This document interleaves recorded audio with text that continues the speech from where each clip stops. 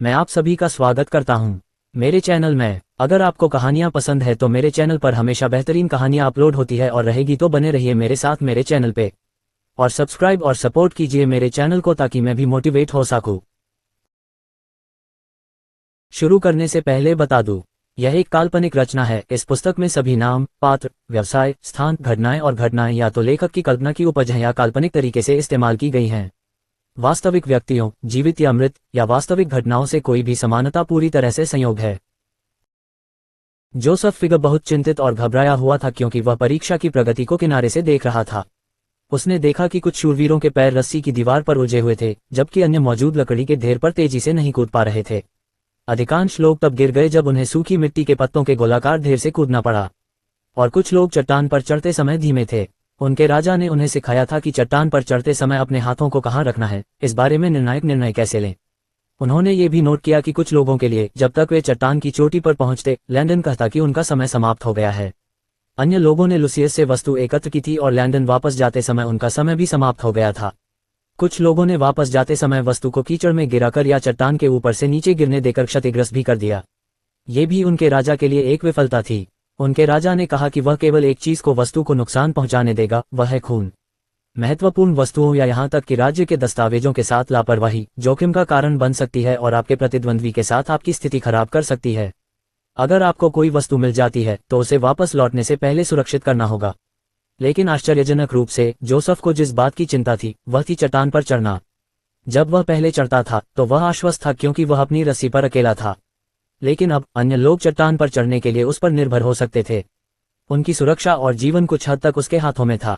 उनके राजा ने उन्हें बताया था कि सैन्य युद्ध अभियान में जब भी कोई चट्टान की दीवार, चट्टान या पहाड़ की ओर दिखाई देती है तो कई लोग उसके चारों ओर जाना पसंद करेंगे। इसमें जोसेफ भी शामिल था। ये पहली बार था जब उसने पहाड़ियों, चट्टानों या पहाड़ों पर चढ़ने के बारे में जानने की आवश्यकता के बारे में सुना था। किसी ने इस विचार के बारे में नहीं सोचा था, लेकिन जोसेफ को इसमें समझदारी दिख रही थी। कोई भी दुश्मन यह नहीं सोच सकता था कि कोई व्यक्ति उन पर हमला करने के लिए स्वेच्छा से चट्टान पर चढ़ेगा ताकि वे उस किनारे को बिना निगरानी के छोड़ दें। उन्हें आक्रमण करने के लिए जगह देना। और अगर आप चट्टान पर चढ़ते समय पर्याप्त तेज नहीं थे तो दुश्मन आपको खोज सकता है और आप पर पत्थर फेंक सकता है और आपको कुचल सकता है। जैसा कि उनके राजा हमेशा कहते हैं, युद्ध में आपको एक हत्यारे की तरह तेज होना चाहिए। जोसेफ ने बेमार्ड और उनकी महिमा के लिए अपना सर्वश्रेष्ठ प्रदर्शन करने और खुद को बेहतर बनाने का फैसला किया। भले ही वह परीक्षा पूरी न कर पाए, लेकिन उसे अपने साथियों को आगे ले जाने में आत्मविश्वास होना चाहिए। और जोसेफ सही था। हालांकि इस अभ्यास में समय महत्वपूर्ण था, लेकिन लैंडन का प्राथमिक उद्देश्य टीम वर्क पर था। उसे हर शूरवीर को एक टीम में दी गई जिम्मेदारी का एहसास होना चाहिए। वे स्वार्थी तरीके से काम नहीं कर सकते थे और उन्हें समझदारी से ऐसे फैसले लेने की जरूरत थी जो पूरी टीम के लिए फायदेमंद हों। जब जोसेफ और उनकी टीम चट्टान के नीचे की ओर भागी तो जोसेफ ने रस्सी का एक सिरा लिया, उसे अपनी कमर के चारों ओर बांधा और रस्सी का दूसरा सिरा अपने अगले साथी को दे दिया। ये निश्चित रूप से सुरक्षा उपायों के लिए था। जोसेफ को एहसास हुआ कि वह समूह का सुरक्षा पर्वतारोही प्रमुख पर्वतारोही था, जबकि अन्य उसके पीछे सहायक पर्वतारोही थे। जोसेफ ने एक और रस्सी ली, उसे अपने पैरों और नितंबों के चारों ओर एक होनेस की तरह बांधा और रस्सी के दोनों सिरों को दूसरी टीम की रस्सी के साथ अपनी कमर के चारों ओर बांध दिया। उसके साथियों ने भी यही किया। बेशक महामहिम ने कहा था कि चट्टान या चट्टान की दीवार पर चढ़ते समय प्रत्येक व्यक्ति के पास हमेशा एक खंजर होना चाहिए। नई रस्सी का एक सिरा हमेशा खंजर से और दूसरा सिरा पर्वतारोही की कमर की रस्सी से बांधा जाना चाहिए। एक बार जब वे खतरनाक ऊंचाई पर पहुंच जाते हैं तो प्रमुख पर्वतारोही को सहारे के रूप में मिट्टी और चट्टान की दरारों को गहराई से छेदना होता है और चट्टान पर चढ़ना होता है। इस तरह अगर वे सभी फिसल जाते हैं तो गहराई से छेद किए गए चाकू से जुड़ी रस्सी उन्हें बचा लेगी। जोसेफ ने अपने सामने ऊंची चट्टान को देखा और उस पर चढ़ना शुरू करने का फैसला किया। उसने अपने सामने एक बेल को देखा और झिझकते हुए सोचा कि क्या उसे अभी पकड़ना बुद्धिमानी होगी या नहीं। जब उसने ऐसा किया तो कुछ नहीं हुआ और वह तुरंत ये जानकर खुश हो गया कि उसने अपनी टीम के लिए सही विकल्प चुना है। जैसे जैसे वे पहाड़ी पर चढ़ते गए, अचानक जोसेफ ने अपनी टीम की कमर की रस्सी पर खिंचाव महसूस किया और नीचे देखा। उसने तुरंत अपने एक साथी को टीम की रस्सी से असहाय रूप से लटकते हुए देखा। उसका साथी फिसल गया था। जोसेफ ने जल्दी से सोचा, अपने खंजर का उपयोग करके उसे मिट्टी में घोंपकर और अपनी स्थिति पर वापस चढ़कर खुद को स्थिर करो। हम तुम्हारा इंतजार करेंगे, चिंता मत करो, जोसेफ ने मुस्कुराते हुए कहा। अपराधबोध से भरे चेहरे के साथ शूरवीर ने कड़वी मुस्कान दी। ऐसा लग रहा था कि वह हार मानने वाला था। इससे कोई फर्क नहीं पड़ता कि हम 15 मिनट में इसे पूरा नहीं कर पाते, जो मायने रखता है वह यह है कि हम साथ मिलकर कड़ी मेहनत करें और अपने कौशल को बेहतर बनाएं। आप अन्य बाधा गतिविधियों में सर्वश्रेष्ठ थे। तो क्या हुआ अगर आप अब इस एक में धीमे हैं? महामहिम की मदद से हम कुछ ही समय में पेशेवर बन जाएंगे। संरक्षक और आसानी से हार मत मानो, जोसेफ ने आत्मविश्वास से मुस्कुराते हुए प्रोत्साहित किया। हाँ, वह सही कह रहा है, खुश हो जाओ, मैं भी लगभग वहां फिसल गया था। हम सब सीख रहे हैं, है न? हमारे कैप्टन जितना अच्छा अब कोई नहीं है, इसलिए चिंता मत करो, आगे बढ़ो, दूसरे शूरवीर ने मुस्कुराते हुए कहा। शूरवीर ने जोसेफ और बाकी लोगों की ओर देखा और अधिक आत्मविश्वास से मुस्कुराया, जैसे कि उसे अभी अभी ज्ञान प्राप्त हुआ हो। आप सभी का धन्यवाद, उसने उत्तर दिया। जैसे ही लैंडन, कैप्टन और लुसियस ने उनकी बात सुनी, वे सभी मुस्कुराए और सिर हिलाया, जैसे कि जो कहा गया था उसे स्वीकार कर रहे हों। यही वह मुख्य बिंदु था जिसे वे आज समझाने की कोशिश कर रहे थे। इसी तरह जैसे ही अन्य शूरवीरों ने यह सुना, उन्हें भी एक आभास हुआ और आखिरकार उन्हें समझ में आ गया कि इस अभ्यास का असली लक्ष्य क्या था। एक बार जब जोसेफ और उनकी टीम चट्टान की चोटी पर पहुंची, तो उनका समय समाप्त हो गया। हालांकि वे समय के पहलू में विफल हो गए थे, लेकिन वे अपनी टीम वर्क के मामले में सफल हो गए थे। उन्होंने अपना सिर ऊंचा रखा और बिल्कुल भी निराश महसूस नहीं किया। वे अपने मन में सोच रहे थे कि समय के साथ खुद को कैसे और बेहतर बनाया जाए। वास्तव में सभी शूरवीर निराश नहीं हुए, बल्कि बेहतर बनने और अपने कप्तान की तरह कठोर बनने की आकांक्षा रखते थे। जब वे सभी परीक्षा से निपट गए, तो सभी अंतिम परीक्षा की प्रत्याशा में उत्साहपूर्वक अपने दैनिक कर्तव्यों को पूरा करने लगे। कल इस नारकीय परीक्षा का अंतिम दिन था। क्या यह एक सामान्य तलवारबाजी प्रतियोगिता होगी या कुछ और? इस प्रश्न ने उन्हें पूरे दिन गहराई से सोचने पर मजबूर कर दिया। जीज खर्राटे और अंत में सभी अपने चेहरों पर उत्सुक मुस्कान और दिलों में उपलब्धि की भावना के साथ बिस्तर पर चले गए। वे मजबूत और आत्मविश्वासी महसूस कर रहे थे।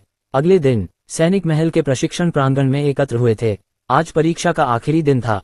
जिन लोगों को कल मृत घोषित किया गया था, उन्हें लगा कि उन्हें आज की परीक्षा में असाधारण प्रदर्शन करना है। वे इतने चिंतित थे कि वे अनजाने में ही कांप रहे थे। उनके लिए उन्होंने अपने कमांडर, कैप्टन, टीम के साथियों और महामहिम को निराश किया था। यह अकेले ही उनके लिए अपनी योग्यता साबित करने के लिए पर्याप्त था। लैंडन ने अपने आदमियों को देखा और मुस्कुराया। आज कमांडर लुसियस और मैं आपकी तलवारबाजी कौशल का परीक्षण करेंगे। हम आपकी प्रतिक्रिया समय, लचीलापन, कौशल और लड़ाई की रणनीति देखेंगे। प्रत्येक व्यक्ति को 4 किलो वजन के 4 सैंडबैग और अपनी पीठ पर ढोने के लिए 15 किलो का सैंडबैग दिया जाएगा। आपको इन वजनों को पहनकर 5 मिनट तक कमांडर लुसियस या मुझसे लड़ना है।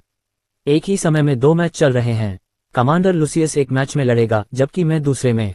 लैंडन जानता था कि लुसियस अपनी तलवार चलाते हुए बिना रुके 2 घंटे तक लगातार लड़ सकता है। लुसियस एक युद्ध का अनुभवी था। अपनी स्थिति पाने के लिए किसी को युद्ध के मैदान में बहुत सारे दुश्मनों का वध करना पड़ता था। कुछ युद्ध मामलों में युद्ध समाप्त होने से पहले लुसियस को लगातार 4 घंटे तक लड़ना पड़ा। अन्य 2 घंटे तक लड़े, जबकि कुछ 3 घंटे तक। शूरवीरों के लिए श्वास अभ्यास बहुत लोकप्रिय थे। युद्ध के मैदान में आगे बढ़ने के लिए बहुत अधिक सहनशक्ति और गति की आवश्यकता होती है। लैंडन जानता था कि हर मैच के अंत में शूरवीर को जाने और मंच पर एक नए शूरवीर के आने में 1 मिनट लगेगा। अनुभवी शूरवीरों के लिए वह 1 मिनट सांस लेने के व्यायाम और अगले प्रतिद्वंद्वी के लिए गति प्राप्त करने के लिए एकदम सही था। हालांकि लैंडन को यह पता था, फिर भी वह लुसियस पर इतना बोझ नहीं डालना चाहता था। जहां तक लैंडन का सवाल है, वह जानता था कि वह बिना थके 1 घंटे से ज्यादा नहीं टिक सकता, इसलिए उसने सिस्टम से मदद मांगी। सिस्टम, क्या आपके पास एनर्जी बूस्टर हैं जिनका मैं इस्तेमाल कर सकता हूं? होस्ट ने जवाब दिया, इस सिस्टम में सब कुछ है, यहां तक कि इंस्टेंट रेमन नूडल्स भी। इसलिए सिस्टम में एनर्जी बूस्टर होंगे। सिस्टम से एनर्जी का एक शॉट सिर्फ 1 घंटे तक चल सकता है और इसकी कीमत या तो 3 डेवलपमेंट पॉइंट, 5 टेक्नोलॉजी पॉइंट या 1 बोनस पॉइंट है।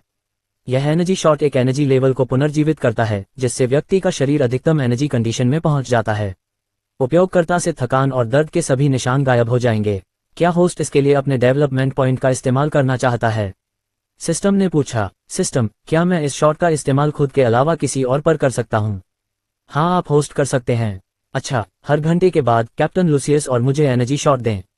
तो 4 घंटे के लिए हमें 3-3 शॉट की जरूरत होगी। कुल मिलाकर 6 शॉट इस्तेमाल किए जाएंगे। सही सिस्टम, ये सही है होस्ट। कुल मिलाकर होस्ट हर घंटे एनर्जी शॉट के लिए 18 डेवलपमेंट पॉइंट इस्तेमाल करेगा। लैंडन ने सिर हिलाया और खुश हुआ।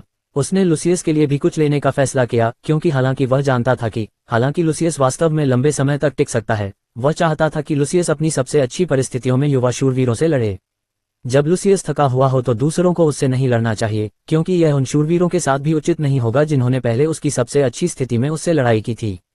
वजन का कारण ये देखना है कि पुरुष अलग अलग परिदृश्यों में कैसे लड़ सकते हैं। दुश्मन का सामना करते समय आपको भारी सामान या यहाँ तक कि बचाए गए नागरिकों को अपनी पीठ पर उठाकर लड़ना पड़ सकता है।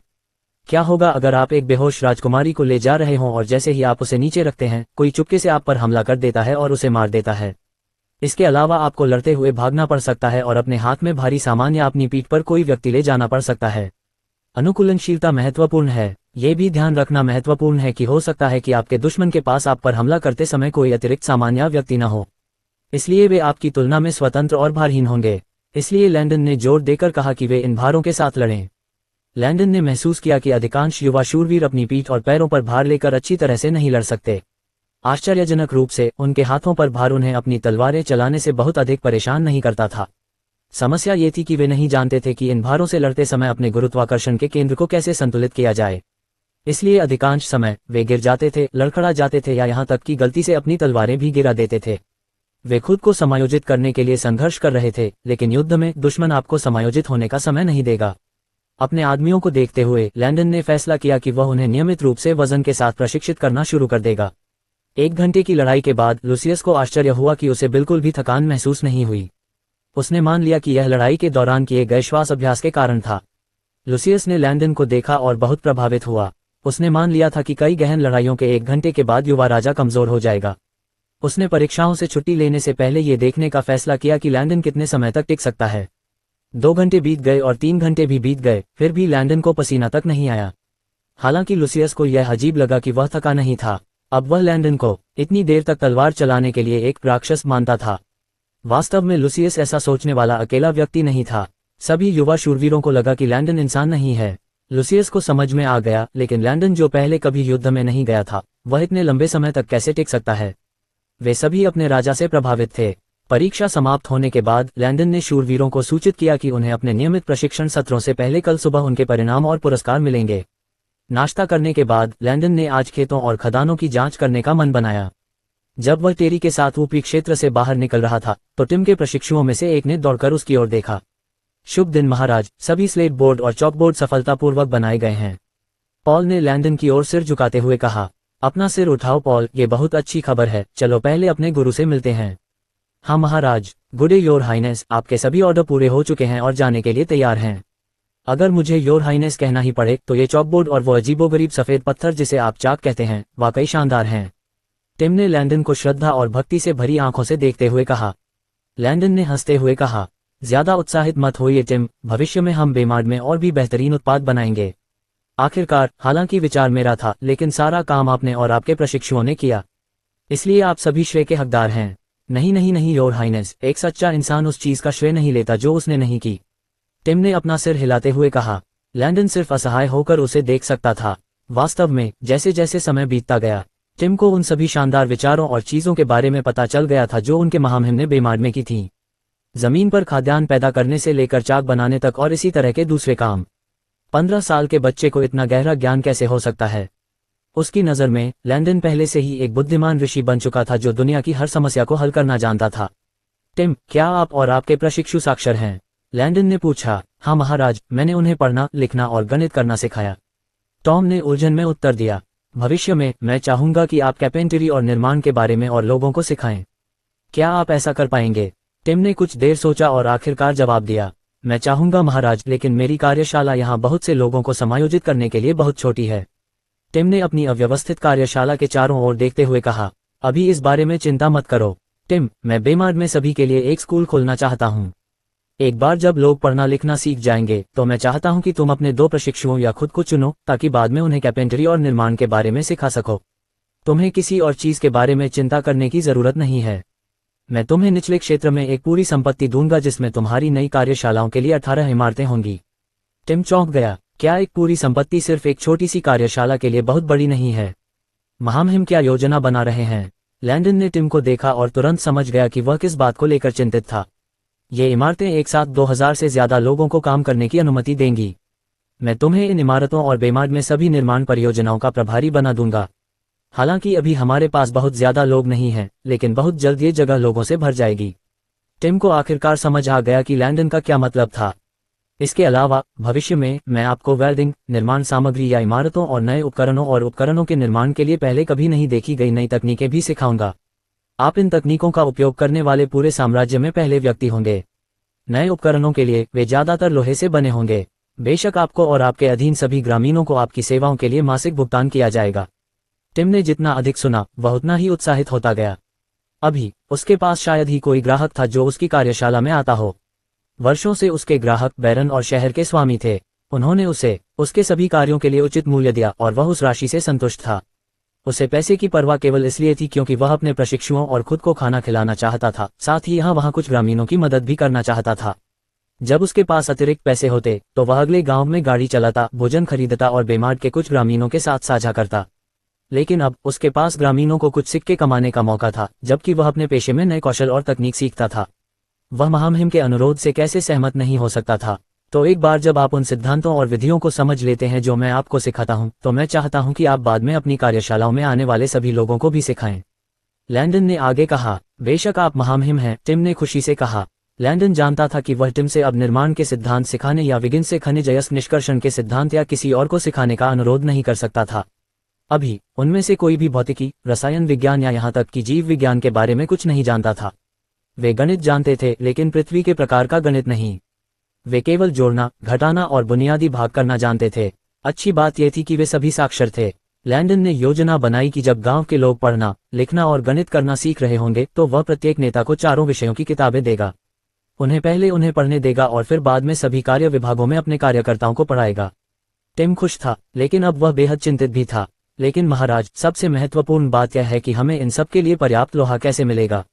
चिंता मत करो, जब आप ऊपरी एस्टेट में विभिन्न कक्षाओं में ये चॉकबोर्ड लगा देंगे तो मैं आपको एक जगह ले जाऊंगा। टिम अभी भी उलझन में था, लेकिन फिर भी उसने लैंडन पर विश्वास करना चुना। टिम ने 3 प्रशिक्षुओं को लिया, सभी बोर्डों को एक गाड़ी में रखा और लैंडन और टेरी के पीछे ऊपरी क्षेत्र में एस्टेट में से एक में चला गया। एक बार जब वे पहुंच गए तो उन्होंने अपना समय प्रत्येक दीवार पर फैंसी डिजाइन और पेंटिंग को हटाने में बिताया। आखिरकार लैंडन ने सोचा कि कक्षाओं को सभी विकर्षणों से मुक्त होना चाहिए ताकि छात्र अपनी पढ़ाई पर बेहतर ध्यान केंद्रित कर सकें। उन्होंने विभिन्न कमरों में दीवारों पर चॉकबोर्ड लगाए और एक कमरे को सभी स्लेब बोर्ड के भंडारण कक्ष के रूप में इस्तेमाल किया। लैंडन ने निचले क्षेत्रों में जाने का फैसला किया ताकि वह टिम को लोहायस्क दिखा सके और कक्षाओं के लिए चाक भी इकट्ठा कर सके। नीचे जाते समय सिस्टम ने उसे उसके इनाम के लिए सूचित किया। डिंग, चॉकबोर्ड, ब्लैकबोर्ड और चाक बनाने के लिए होस्ट को बधाई। आपको चॉकबोर्ड बनाने के लिए 40 बोनस पॉइंट बीपी और चाक बनाने के लिए 10 बीपी दिए गए। सिस्टम ने जवाब दिया। सिस्टम, मुझे मेरे आंकड़े दिखाओ। ग्रेटर दैन होस्ट का नाम, लैंडन बान। ग्रेटर दैन उम्र, 15। ग्रेटर दैन स्थिति, बेमार का राजा। ग्रेटर दैन स्तर, शुरुआती अभी भी स्तर 1। ग्रेटर दैन वर्तमान स्थिति, स्वस्थ। लेस देन कुल अंक, 82 डीपी और 50 बीपी। तारांकन नोट, डीपी विकास अंक है और बीपी बोनस अंक है। वास्तव में लैंडन इस तथ्य के बारे में भूल गया था कि उसे चॉकबोर्ड और चाक बनाने के लिए अंक मिल सकते हैं। उसका दिमाग तोप बनाने और बारूद पर अपने मिशन को शुरू करने पर बहुत केंद्रित था। उसे चीफ विगिन्स द अल्केमिस्ट को यह सिखाने की जरूरत थी कि तोपों के लिए बारूद कैसे जल्दी से बनाया जाए। अचानक सिस्टम ने उसे एक नया चेतावनी अलर्ट दिया। चेतावनी, चेतावनी, होस्ट, एक जहाज आपकी भूमि के समुद्री तट की ओर नौकायन कर रहा है। लैंडन ने टिम को अलविदा कहा और कल के लिए उसके साथ कार्यक्रम तय किया। फिर लैंडन ने टेरी के साथ ऊपरी क्षेत्र में वापस यूटर्न लिया। टेरी को समझ नहीं आया कि लैंडन इतना परेशान क्यों दिख रहा था। जैसे ही लैंडन ने लुसियस के कार्यालय में कदम रखा, उसने कहा, अंकल लुसियस, बेमार्ट के समुद्री तट की ओर एक जहाज आ रहा है। कृपया 100 लोगों को इकट्ठा करें और मेरे साथ तट की ओर चलें। लुसियस अपनी कुर्सी से उछल पड़ा, अपनी तलवार ली और भाग गया। जब वे भाग रहे थे तो लुसियस ने पूछा, आप अनुमान लगाते हैं कि उनके आने में कितना समय लगेगा? 2 घंटे का समय, लैंडन ने जवाब दिया। सब कुछ इतनी तेजी से हुआ और टेरी अभी भी भ्रमित था, लेकिन उसने पूरे दिल से लैंडन के विश्लेषण पर भरोसा करने का फैसला किया। उसने सोचा कि जब वह और लैंडन निचले क्षेत्र की ओर बढ़े तो लैंडन ने शायद समुद्र पर बेमार्ट की ओर एक छोटी सी बिंदु जैसी आकृति देखी होगी। आखिरकार मध्य क्षेत्र से समुद्र को स्पष्ट रूप से देखा जा सकता था। 1 घंटे बाद जब वे पर्याप्त लोगों को इकट्ठा कर रहे थे तो बंदरगाह से एक सैनिक उनके पास दौड़ा। मेरे राजा, एक बड़ा जहाज समुद्र तट के पास आ रहा है। अनुमान है कि वे 1 घंटे में पहुंच जाएंगे। शूरवीर ने कहा, आपने अच्छा किया सैनिक, आपकी रिपोर्ट के लिए धन्यवाद। वापस जाओ और वहां तैनात बाकी सैनिकों से कहो कि हम जहाज के तट पर पहुंचने से पहले सुरक्षा के लिए पर्याप्त लोग लाएंगे। जैसे ही सैनिक जाने वाला था, उसने पलटकर देखा कि बहुत सारे शूरवीर पहले से ही लैंडन के साथ आंगन में इकट्ठे थे। क्या महामहिम को पहले से ही आने वाले जहाज के बारे में पता था, या कोई और प्रशिक्षण कार्यक्रम है जिसके बारे में मुझे जानकारी नहीं है? युवा शूरवीर ने सोचा। बस इसी तरह 30 मिनट और बीत गए और लैंडन अपने आदमियों के साथ समुद्र तट की ओर बढ़ने लगा। समुद्र के किनारे पहुंचने के बाद लैंडन ने सुरक्षा कारणों से ग्रामीणों को वापस जाने को कहा और इस अप्रत्याशित जहाज के डॉक पर आने का इंतजार किया। जब लैंडन निरीक्षण के दौरान पहली बार यहां आया तो उसे पता चल गया कि कुछ गड़बड़ चल रही है। यहाँ पहले से ही एक जहाज डॉक बना हुआ था और अधिकांश ग्रामीणों ने कहा था कि हर 4 महीने के बाद लैंडन के पिता अर्काडिना के राजा जहाज में बेमार्ट के दौरे पर आते थे। जाहिर है कि शहर के लॉर्ड्स और बैरन ने गरीब ग्रामीणों से झूठ बोला था ताकि वे जिज्ञासु न हों। जब जहाज डॉक पर होता था तो शहर के लॉर्ड हमेशा लोगों को समुद्र तट पर आने या निचले क्षेत्रों की ओर जाने से रोकते थे। शहर के लॉर्ड ने दावा किया कि अगर वे इनमें से किसी भी स्थान पर दिखाई देते हैं तो वे महामहिम को परेशान करेंगे और मारे जाएंगे। ग्रामीण मरने से इतने डरते थे कि जहाज के डॉक पर आने के बाद वे केंद्रीय क्षेत्र में छिप जाते थे और केवल शहर के द्वार के बाहर जंगल में भोजन की तलाश करते थे। पहले तो उसे समझ में नहीं आया कि बैरन और शहर के स्वामी की योजना क्या थी, लेकिन निचले क्षेत्र में खदानों का दौरा करने के बाद उसने आखिरकार पहेली को सुलझा लिया। ऐसा कोई तरीका नहीं था जिससे उसके पिता हर 3 महीने में बेमार्ट जाने के लिए समय निकाल पाते। वह इस कहानी पर विश्वास करने के बजाय यह विश्वास करना पसंद करते कि गायें उड़ सकती हैं। ग्रामीण अपना सारा जीवन यहीं गुजार चुके थे और वे सीधे सादे लोग थे। उन्हें शाही यात्राओं के बारे में क्या पता था? वे वास्तव में उन रईसों द्वारा ठगे गए थे। ये स्पष्ट था कि ये व्यापारी थे जो शहर के स्वामी और बैरन के साथ व्यापार करते थे। उनके जहाज पर लगे प्रतीक और झंडे से पता चलता है कि वे कैरोना साम्राज्य से हैं। बेमार्ट के स्थान से टैरिक की तुलना में कैरोना उसका निकटतम पड़ोसी साम्राज्य था। ये समझ में आता था कि ये नोबेल आर्केडिना साम्राज्य के बाहर के लोगों के साथ व्यापार करते थे। इस तरह उसके पिता को कभी कुछ पता नहीं चलेगा, इसलिए लैंडन ने निष्कर्ष निकाला कि यह जहाज एक व्यापारी जहाज होना चाहिए। जैसे ही जहाज डॉक पर पहुंचा, एक मोटा 20 वर्षीय लड़का अपने शूरवीरों से घिरा हुआ जहाज से उतरकर लैंडन की दिशा में चला गया। उसने मुस्कुराते हुए अपनी बाहें खोली और जोर से बोला, बैरन सिल्वेन और शहर के स्वामी ऑगस्टस कहाँ हैं? क्या वे गिर गए हैं? मैंने अभी अभी योदान साम्राज्य के कुछ शहरों के साथ व्यापार समाप्त किया है और यहाँ से अपनी सामान्य आपूर्ति प्राप्त करने का निर्णय लिया है। लैंडन ने लड़के की ओर देखा तो उसने पाया कि लड़का बेमार्ट की वर्तमान स्थिति के बारे में बिल्कुल भी नहीं जानता था। ये लड़का वाकई बहुत खुशमिजाज था। दरअसल लैंडन को लगा कि वह धरती पर मौजूद सांता क्लॉस का छोटा और मोटा संस्करण है जिसके बाल और दाढ़ी सफेद नहीं हैं। उसे देखकर ही कोई भी मुस्कुरा उठेगा। जब वह बोल रहा था तो कोई भी बता सकता था कि उसकी मुस्कान सच्ची है और उसके गाल गुलाबी लाल हो जाएंगे। कितना खुशमिजाज लड़का है, लैंडन ने सोचा। माफ करें सर, लेकिन शहर के स्वामी और बैरन साम्राज्य के दूसरे शहरों में तैनात हैं। मैं बेमार्ट का नया स्वामी और नया राजा हूँ, राजा लैंडन। लैंडन ने मुस्कुराते हुए कहा। श्री सांता क्लॉस हैरान रह गए। हाँ सांता। दरअसल लैंडन ने पहले ही तय कर लिया था कि उसका असली नाम चाहे जो भी हो उसे इसी नाम से पुकारेगा। सांता की आंखें लगभग बाहर निकल आईं और उसका मुंह खुला रह गया। लैंडन को वाकई लगा कि इस लड़के के चेहरे पर बिल्कुल भी पोकर फेस नहीं है। इतना हैरान क्यों? तो तुम राजा बान के बेटे लैंडन हो। तुम बिल्कुल भी वैसे नहीं हो जैसा लोग तुम्हें बताते हैं। मैं किसी व्यक्ति के वास्तविक स्वभाव को सिर्फ देखकर ही बता सकता हूँ। मुझे लगता है कि तुम एक अच्छे साथी हो भाई। तुम मुझे अच्छी भावनाएं देते हो। आदमी ने सिर हिलाते हुए कहा। सांता लगातार सिर हिलाते हुए लैंडन के चारों ओर चक्कर लगाता रहा। लैंडन और उसके शूरवीरों को समझ में नहीं आ रहा था कि रोएं या हंसें। सर, क्या आप नहीं देख सकते कि वह हमारा राजा है? क्या आप कम से कम उसे अपनी मर्जी से घेर नहीं सकते? क्या आप ऐसा बिना इतना स्पष्ट किए नहीं कर सकते? शूरवीरों ने सोचा। हाँ, मैं सही था, बिल्कुल भी पोकर फेस नहीं, लेकिन मुझे ये पसंद है, लैंडन ने मुस्कुराते हुए कहा। मेरे शिष्टाचार कहाँ हैं? सांता ने कहा। सभी ने अपनी आंखें स्वर्ग की ओर घुमाईं, यहाँ तक कि उसके अपने शूरवीरों ने भी ऐसा किया। मेरा नाम बेंजामिन हैमिल्टन है। संक्षेप में आप मुझे बेन या जो भी चाहें कह सकते हैं। चूंकि हम पहले से ही दोस्त हैं इसलिए मैं आपको छोटा भाई कहूंगा। ही असल में आप सभी को मुझे बड़ा भाई या छोटा भाई कहना चाहिए। ही सांता ने शर्मीली युवती की तरह शर्मीली हरकत करते हुए कहा। हम कब से तुम्हारे दोस्त बन गए? क्या तुम इतनी बेशर्म नहीं हो सकती? अधिकांश शूरवीरों ने सोचा। चूंकि हम पहले से ही दोस्त हैं इसलिए मैं अब से तुम्हें सांता कहूंगा। ठीक है सांता, लैंडन ने चंचलता से उत्तर दिया। नहीं नहीं नहीं, एक ऐसा नाम है। छोटे भाई, क्या तुम यहाँ अपने बड़े भाई का मजाक उड़ा रहे हो? यह अजीब है। ठीक है, सांता ने अपना जबड़ा पकड़ते हुए और अपना सिर हिलाते हुए कहा। लैंडन इसे और अधिक नहीं रोक सका और जोर से हंस पड़ा। हाँ, तुमने कहा था कि मैं तुम्हें जो चाहूं कह सकता हूं, तो क्या अब तुम अपने शब्दों से पीछे हट रहे हो? इसके अलावा सांता का मतलब है एक खुशमिजाज व्यक्ति। तारांकन उसने झूठ बोला। मैं तुम्हें बहुत पसंद करता हूं इसलिए मैंने तुम्हें यह उपनाम दिया। सच में मुझे भी तुम पसंद हो भाई। या सांता ने लैंडन के हाथ पकड़कर और उन्हें जोर से हिलाते हुए जवाब दिया। सांता की तरफ से एक शूरवीर खांसने लगा और लैंडन की तरफ देखने लगा, मानो वह सांता को उसके किए के लिए माफ करने की भीख मांग रहा हो। लैंडन ने उसे वापस मुस्कुराया, मानो उसे आश्वस्त कर रहा हो कि सब ठीक है। छोटे भाई चलो व्यापार की बात करते हैं, सांता ने कहा और लैंडन के कंधों को पकड़कर निचले क्षेत्र की ओर चल पड़ा। निष्कर्ष में जब सांता की बात आई तो लैंडन के पास सिर्फ एक ही दर्शन था। अगर तुम उसे हरा नहीं सकते तो उसके साथ हो जाओ। छोटे भाई, मैं तुमसे झूठ भी नहीं बोलूंगा। मैं तुमसे कुछ खनिज अयस्क खरीदने आया हूँ। क्या ये संभव है छोटे भाई? कृपया, सांता ने विनती भरी कुत्ते जैसी आंखों से पूछा। बेशक ये होगा। सिर्फ इतना ही नहीं, भविष्य में मैं नए अनोखे और दिलचस्प उत्पाद बनाऊंगा जो सिर्फ बेमार्ट में ही उपलब्ध होंगे। वैसे बस मुझे बताइए कि आपको कितने टन चाहिए और मैं तुरंत आपके लिए उन्हें उपलब्ध करा दूंगा। अनोखे और दिलचस्प शब्द सुनते ही सांता की आंखें चमक उठीं। आखिरकार वह एक व्यापारी था। जब वे निचले क्षेत्र से गुजरे तो लैंडन ने जानबूझकर सांता को प्रयोगशालाएं और चाक के नमूने दिखाए जो उसने विकसित किए थे। जब वे निचले क्षेत्र से गुजरे तो सांता दंग रह गया। उसने वास्तव में जमीन पर भोजन पैदा किया है। यह आदमी, सांता ने अपने चेहरे पर मुस्कान के साथ सोचा। गेहूं, फलियां और अन्य सभी खाद्य पदार्थों के खेत खेत की जमीन को ढांकते हुए दिखाई दे रहे थे। किनारों पर केले और केले उग रहे थे, साथ ही सेब, टमाटर, सलाद, गोभी और पालक भी थे। जब भी वह बेमार्ट में आया 97% खेतों में एक भी फसल नहीं उगी थी, लेकिन अब ये खेत भरपूर फसलों से लबालब थे। सांता को आश्चर्य क्यों नहीं हुआ? क्या यह अभी भी वही बेमार्ट था जिसे वह जानता था? और अन्य रईसों से अलग, लैंडन ने गांव की शांति को सिर्फ इसलिए भंग नहीं किया क्योंकि वह किसी मेहमान के साथ वहां से गुजर रहा था। सांता ने देखा कि जब वे वहां से गुजरे तो खेतों पर मौजूद हर कोई उनका गर्मजोशी से स्वागत कर रहा था, खासतौर पर लैंडन। और उनकी निगाहों में कोई झूठा दिखावा नहीं था। उसने देखा कि ज्यादातर लोग लैंडन को ऐसे देख रहे थे जैसे वह कोई भगवान हो।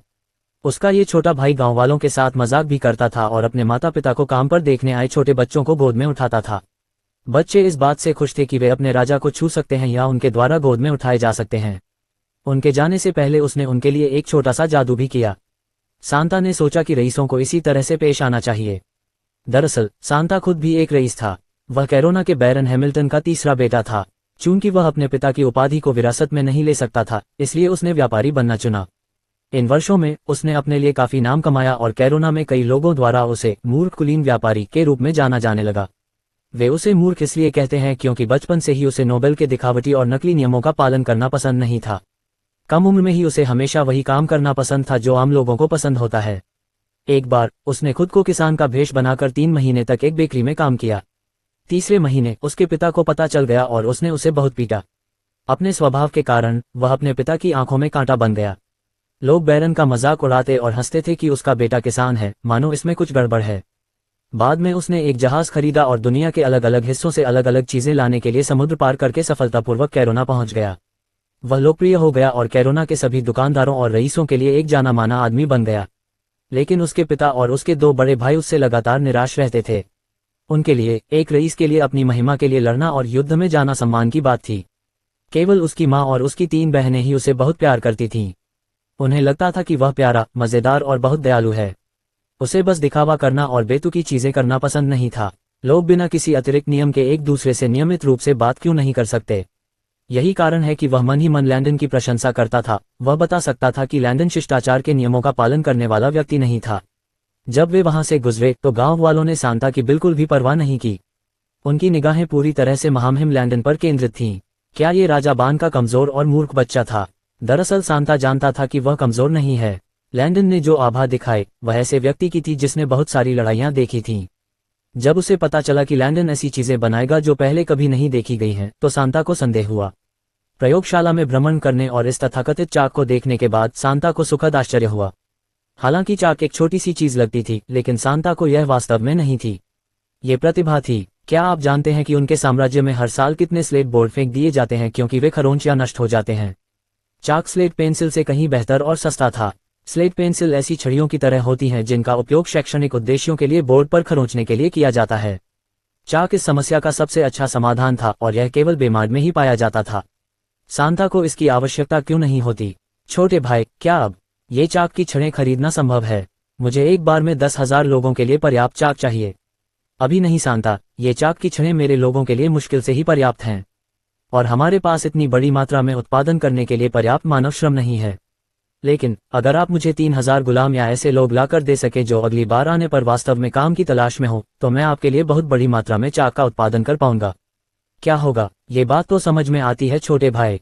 ठीक है, ठीक है। हर महीने के अंत में मैं अपने एक भरोसेमंद सहायक को 1,000 कर्मचारियों वाले जहाज के साथ तुम्हारे पास भेजूंगा। मैं ऐसा हर महीने करूंगा जब तक कि तुम्हें मेरे 3,000 आदमी न मिल जाएं। ये तो ठीक है जिसकी बात हो रही है। आप अयस्कों के प्रति टन के हिसाब से कितना भुगतान करेंगे? लैंडन ने पूछा, मैं आमतौर पर प्रति टन 1200 सोने के सिक्के देता हूं छोटे भाई, और मैं आज इन अयस्कों के 150 टन के साथ जा रहा हूं, तो मुझे आज 180,000 सोने के सिक्के मिलेंगे। बुरा नहीं है, लैंडन ने सोचा। ठीक है, तो गुलामों को पाने में कितना खर्च आता है? लैंडन ने पूछा। गुलामों के बाजारों में गुलामों को उनकी खूबसूरती या ताकत के हिसाब से खरीदा जाता है। औसत दास की कीमत प्रति व्यक्ति 1600 तांबे के सिक्के होती है, सांता ने कहा। तो 3000 लोगों के लिए मुझे 480 सोने के सिक्कों की आवश्यकता होगी। लैंडन ने सोचा, क्या आपके जहाज पर कोई दुर्लभ बीज है? बेशक मेरे पास है मूर्ख। जब मैं यहाँ आया करता था तो कुलीन लोग मुझसे गेहूं, फलियां और अन्य खाद्य पदार्थों के बैग खरीदते थे। कुछ ऐसे भी होते थे जो इन खाद्य पदार्थों के बीज खरीदते थे, हालांकि वे जानते थे कि भूमि कुछ भी सहन नहीं कर सकती। मुझे लगता है कि वे अभी भी अपनी किस्मत आजमाना चाहते थे। सांता ने मुस्कुराते हुए कहा, अच्छा, एक बार जब हम आपका ऑर्डर पूरा कर लेंगे तो मैं आपके बीजों पर एक नज़र डालूंगा। जैसे जैसे दिन बीतता गया, लैंडन, सांता और शूरवीरों ने सभी अयस्कों को सांता के जहाज पर लाद दिया और लैंडन ने उसे विदाई उपहार के रूप में 12 चाक की छड़ें दी। लैंडन ने 300 सोने के सिक्कों का उपयोग करके सूखे सेब के बीज, नाशपाती के बीज, तरबूज के बीज, आड़ू के बीज, अंगूर के बीज, संतरे के बीज, काली मिर्च के बीज, मूंगफली, चावल और बीन्स के बीज के बैग खरीदे। उसने जल्दी से ल्योर की तलाश की और ध्यान से समझाया कि फलों के बीज कैसे लगाए जाते हैं। जिन किसानों ने बीज देखे वे उनमें से कुछ के बारे में उत्सुक थे।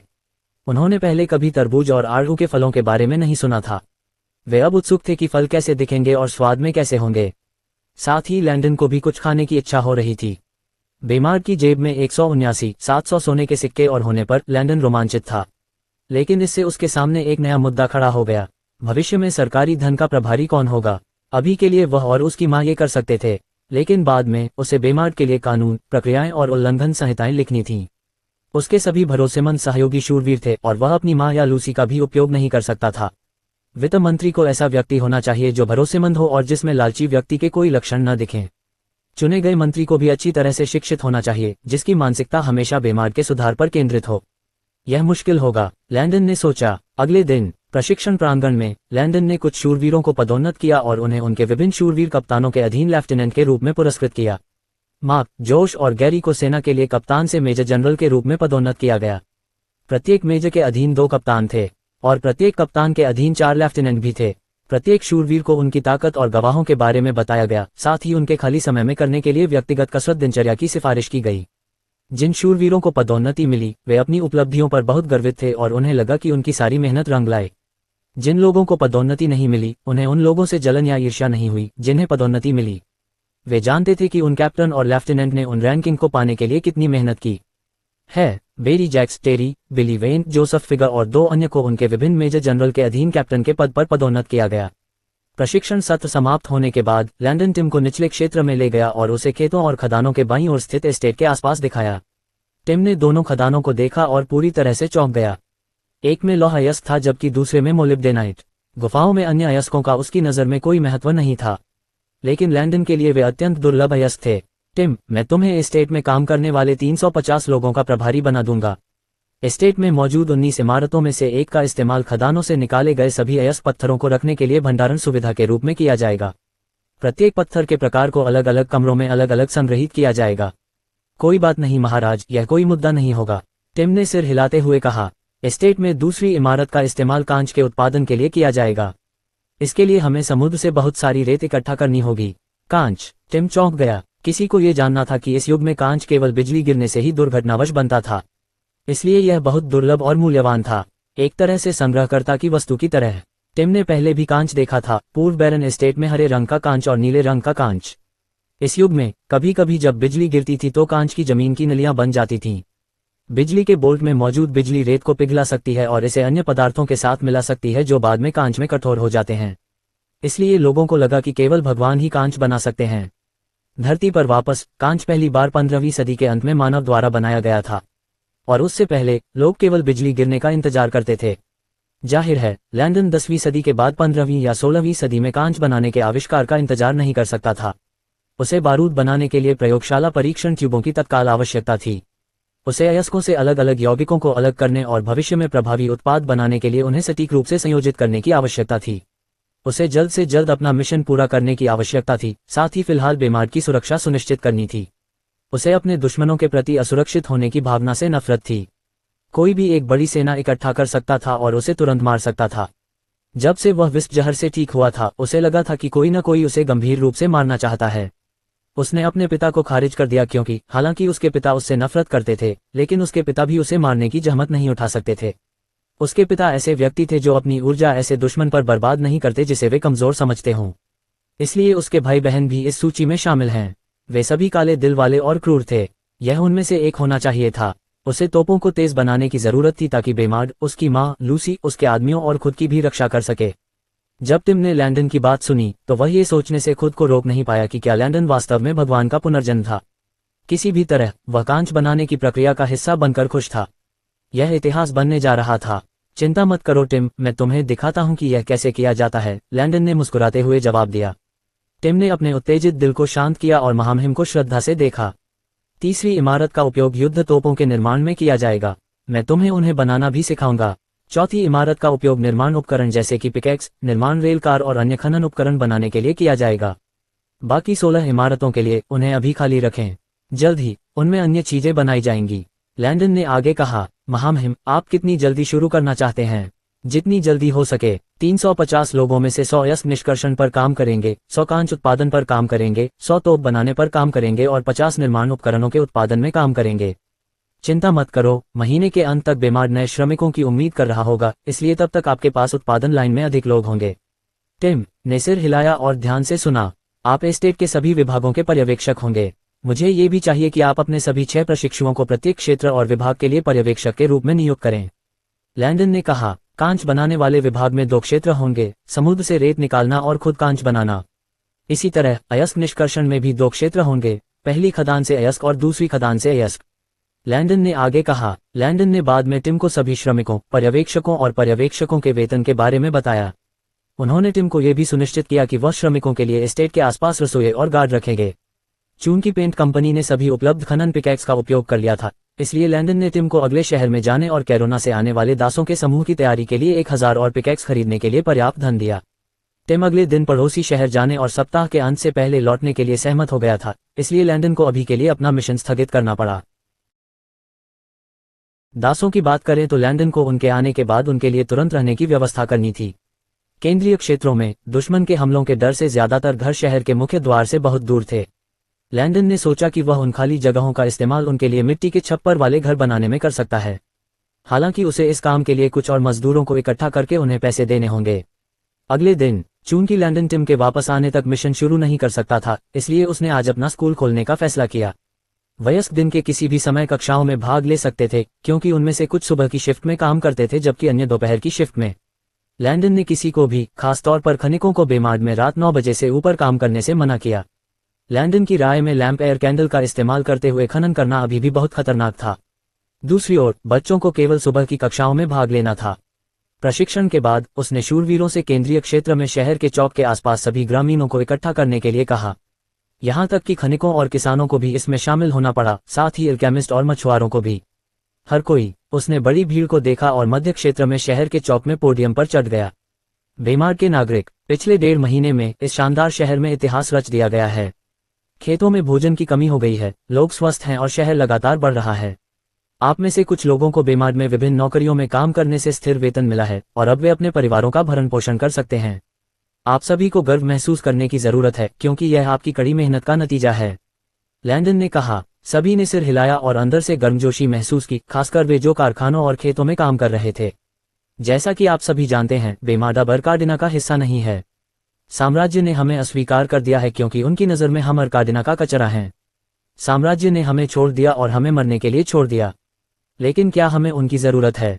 नहीं, हमें नहीं। हम अपना खुद का साम्राज्य बनाएंगे और उन्हें हमें फेंकने का पछतावा कराएंगे। जब उन्होंने ये सुना तो उनका खून खौल उठा। वे सालों से अपने पूर्व राजा लैंडन के पिता किंग बान से भोजन और सहायता की मांग कर रहे थे, लेकिन उसने क्या किया? बिल्कुल कुछ नहीं। उसने सालों तक उनकी उपेक्षा की और उन्हें भूखा छोड़ दिया। साम्राज्य ने बेमार पर यह सोचकर हंसा कि हम हमेशा कमजोर रहेंगे और भूख से मरेंगे। लेकिन क्या हमने उन्हें गलत साबित नहीं किया है? बेमार को आप सभी के लिए धरती पर स्वर्ग बनाना मेरा सपना है। हम मानसिक, शारीरिक और आर्थिक रूप से एक साथ प्रगति करेंगे। हम एक साथ लड़ेंगे और अपने दुश्मनों को रौंदेंगे। मैं वादा करता हूं कि शहर को हर किसी के लिए पवित्र भूमि बनाऊंगा। क्या आप सभी मेरे साथ हैं? क्या आप सभी मेरे साथ हैं? लैंडन ने जोर से पूछा। हाँ, वे जोर से चिल्लाए। अच्छा, भविष्य में मैं आप सभी को और अधिक नौकरियां दूंगा ताकि आप सभी जितना चाहें उतना पैसा कमा सकें और अपनी वर्तमान स्थिति से बेहतर जीवन जी सकें। लेकिन ऐसा होने के लिए मुझे अपने लोगों को साक्षर बनाने की जरूरत है। मैं आप सभी को पढ़ाऊंगा और आपको दुनिया में आगे बढ़ने की अनुमति दूंगा। मेरे लोगों को साम्राज्य में किसी के द्वारा नीचा नहीं देखा जाना चाहिए। मैं आप सभी को कल का नेता बनाऊंगा और बेमार्ड सभी के लिए वादा भूमि। यह मेरा आपसे वादा है। वे दंग रह गए। महामहिम उन्हें पढ़ाने के लिए तैयार थे। उनके दिल लैंडन के प्रति खुशी और कृतज्ञता से भर गए। उनके बच्चे समृद्ध शहरों के लोगों की तरह साक्षर और होशियार बनेंगे। उन्होंने कसम खाई कि वे लैंडन के साथ साथ बेमार्ड को गंभीरता से सीखेंगे और विकसित करेंगे।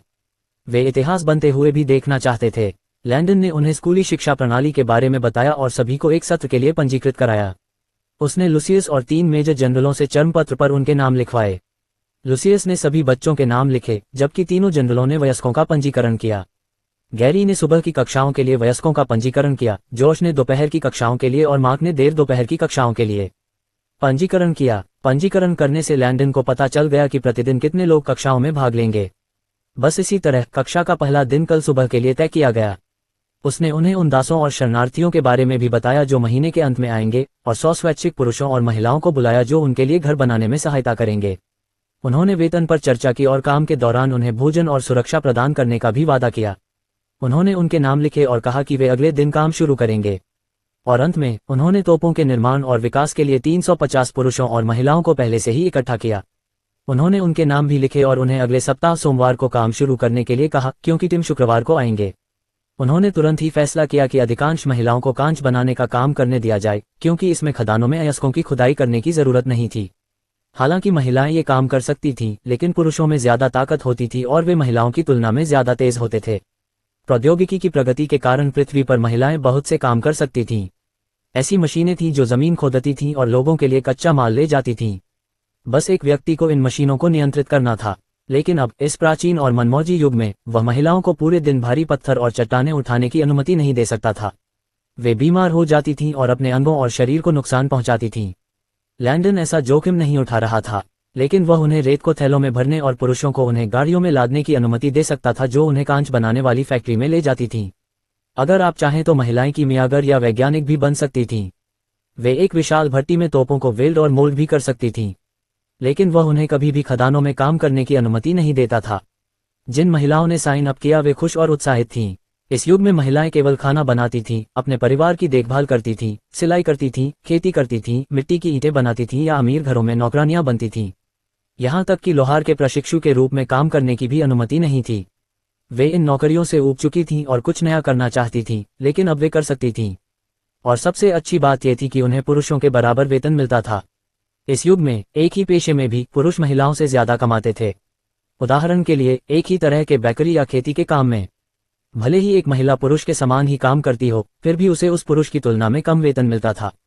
वे आमतौर पर निराश हो जाते थे क्योंकि उन्हें भी अपने परिवार की देखभाल करनी होती थी। उनमें से कुछ विधवा थीं और कुछ के पति बीमारी के कारण बिस्तर पर पड़े थे।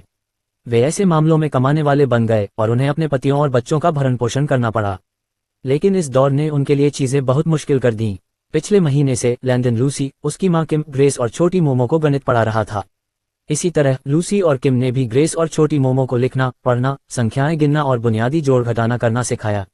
लैंडन की राय में ग्रेस बहुत बुद्धिमान थी और उसका दिमाग तेज था। अधिक समय के साथ ग्रेस निश्चित रूप से गणित में मास्टर बन जाएगी। भविष्य में वह अपनी मां को गणित 2 पढ़ाने देगा, जबकि ग्रेस गणित 1 सोचती थी। लेकिन अभी नहीं, उसे ठीक से सीखना जारी रखना था। लैंडन कीमिया विभाग में गया और ऊपरी क्षेत्र की कक्षाओं में चाक का एक बड़ा ढेर ले गया। प्रत्येक छात्र को सत्र की शुरुआत में 12 स्टैक चॉक स्टिक, कुल 24 चौक के टुकड़े के 2 पैक और 2 स्लेट बोर्ड निःशुल्क दिए जाएंगे। जब उनकी स्कूल की सामग्री खो जाए या खत्म हो जाए तो वे स्कूल स्टोर या मध्य क्षेत्र के स्थानीय स्टोर से अतिरिक्त सामग्री खरीद सकते हैं। दिन के बाद लैंडन ने अपने इंजीनियर के रूप में पिछले जीवन और सिस्टम पुरस्कारों से प्राप्त सभी ज्ञान पर किताबें लिखना जारी रखने का फैसला किया। जब से उसने कुछ समय पहले खेती का मिशन पूरा किया है, तब से वह प्रतिदिन खेती, बुनियादी रसायन विज्ञान और गणित पर लिख रहा था। वह सिस्टम टाइम कैप्सूल का उपयोग कर रहा था, दिन में 3 घंटे वास्तविक दुनिया में तारांकन टाइम कैप्सूल में 15 दिन एकाग्रता गति की गोली के साथ। एक एकाग्रता गति की गोली ने उसे वास्तविक दुनिया में 1 घंटे तक ध्यान केंद्रित करने और सुपरफास्ट लिखने की अनुमति दी। गोली लेने के बाद उसने महसूस किया कि 2 घंटे 10 कैप्सूल दिन में उसने 5 किताबें लिखी थीं। लैंडन गोली से खुश था। अब तक उसने बुनियादी रसायन विज्ञान की 32 प्रतियां, खेती के परिचय की 25 प्रतियां, बुनियादी गणित की 39 प्रतियां और प्रत्येक छात्र के लिए 3000 समय सारिणी चरणपत्र लिखे थे। आज अपने सुबह के शिक्षण सत्र के बाद उसने और प्रतियां बनाना जारी रखने का फैसला किया।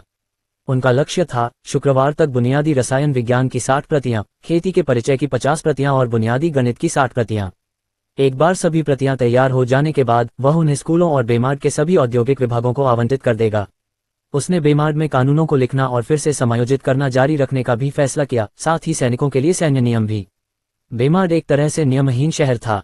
चूंकि साम्राज्य ने इस जगह की परवाह करना बंद कर दिया था, इसलिए यहाँ पहले रहने वाले रईसों ने बस वही किया जो वे चाहते थे और जो वे चाहते थे ले भी लिया।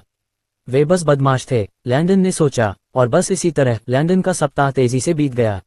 उसने अपने दिन बिताए लेखन, शिक्षण, खेती में सहायता करना, मिट्टी के घर बनाना, मछली पकड़ना, प्रशिक्षण देना और निर्माण उद्योग में विभिन्न विभागों के लिए विशाल भट्टियां बनाना।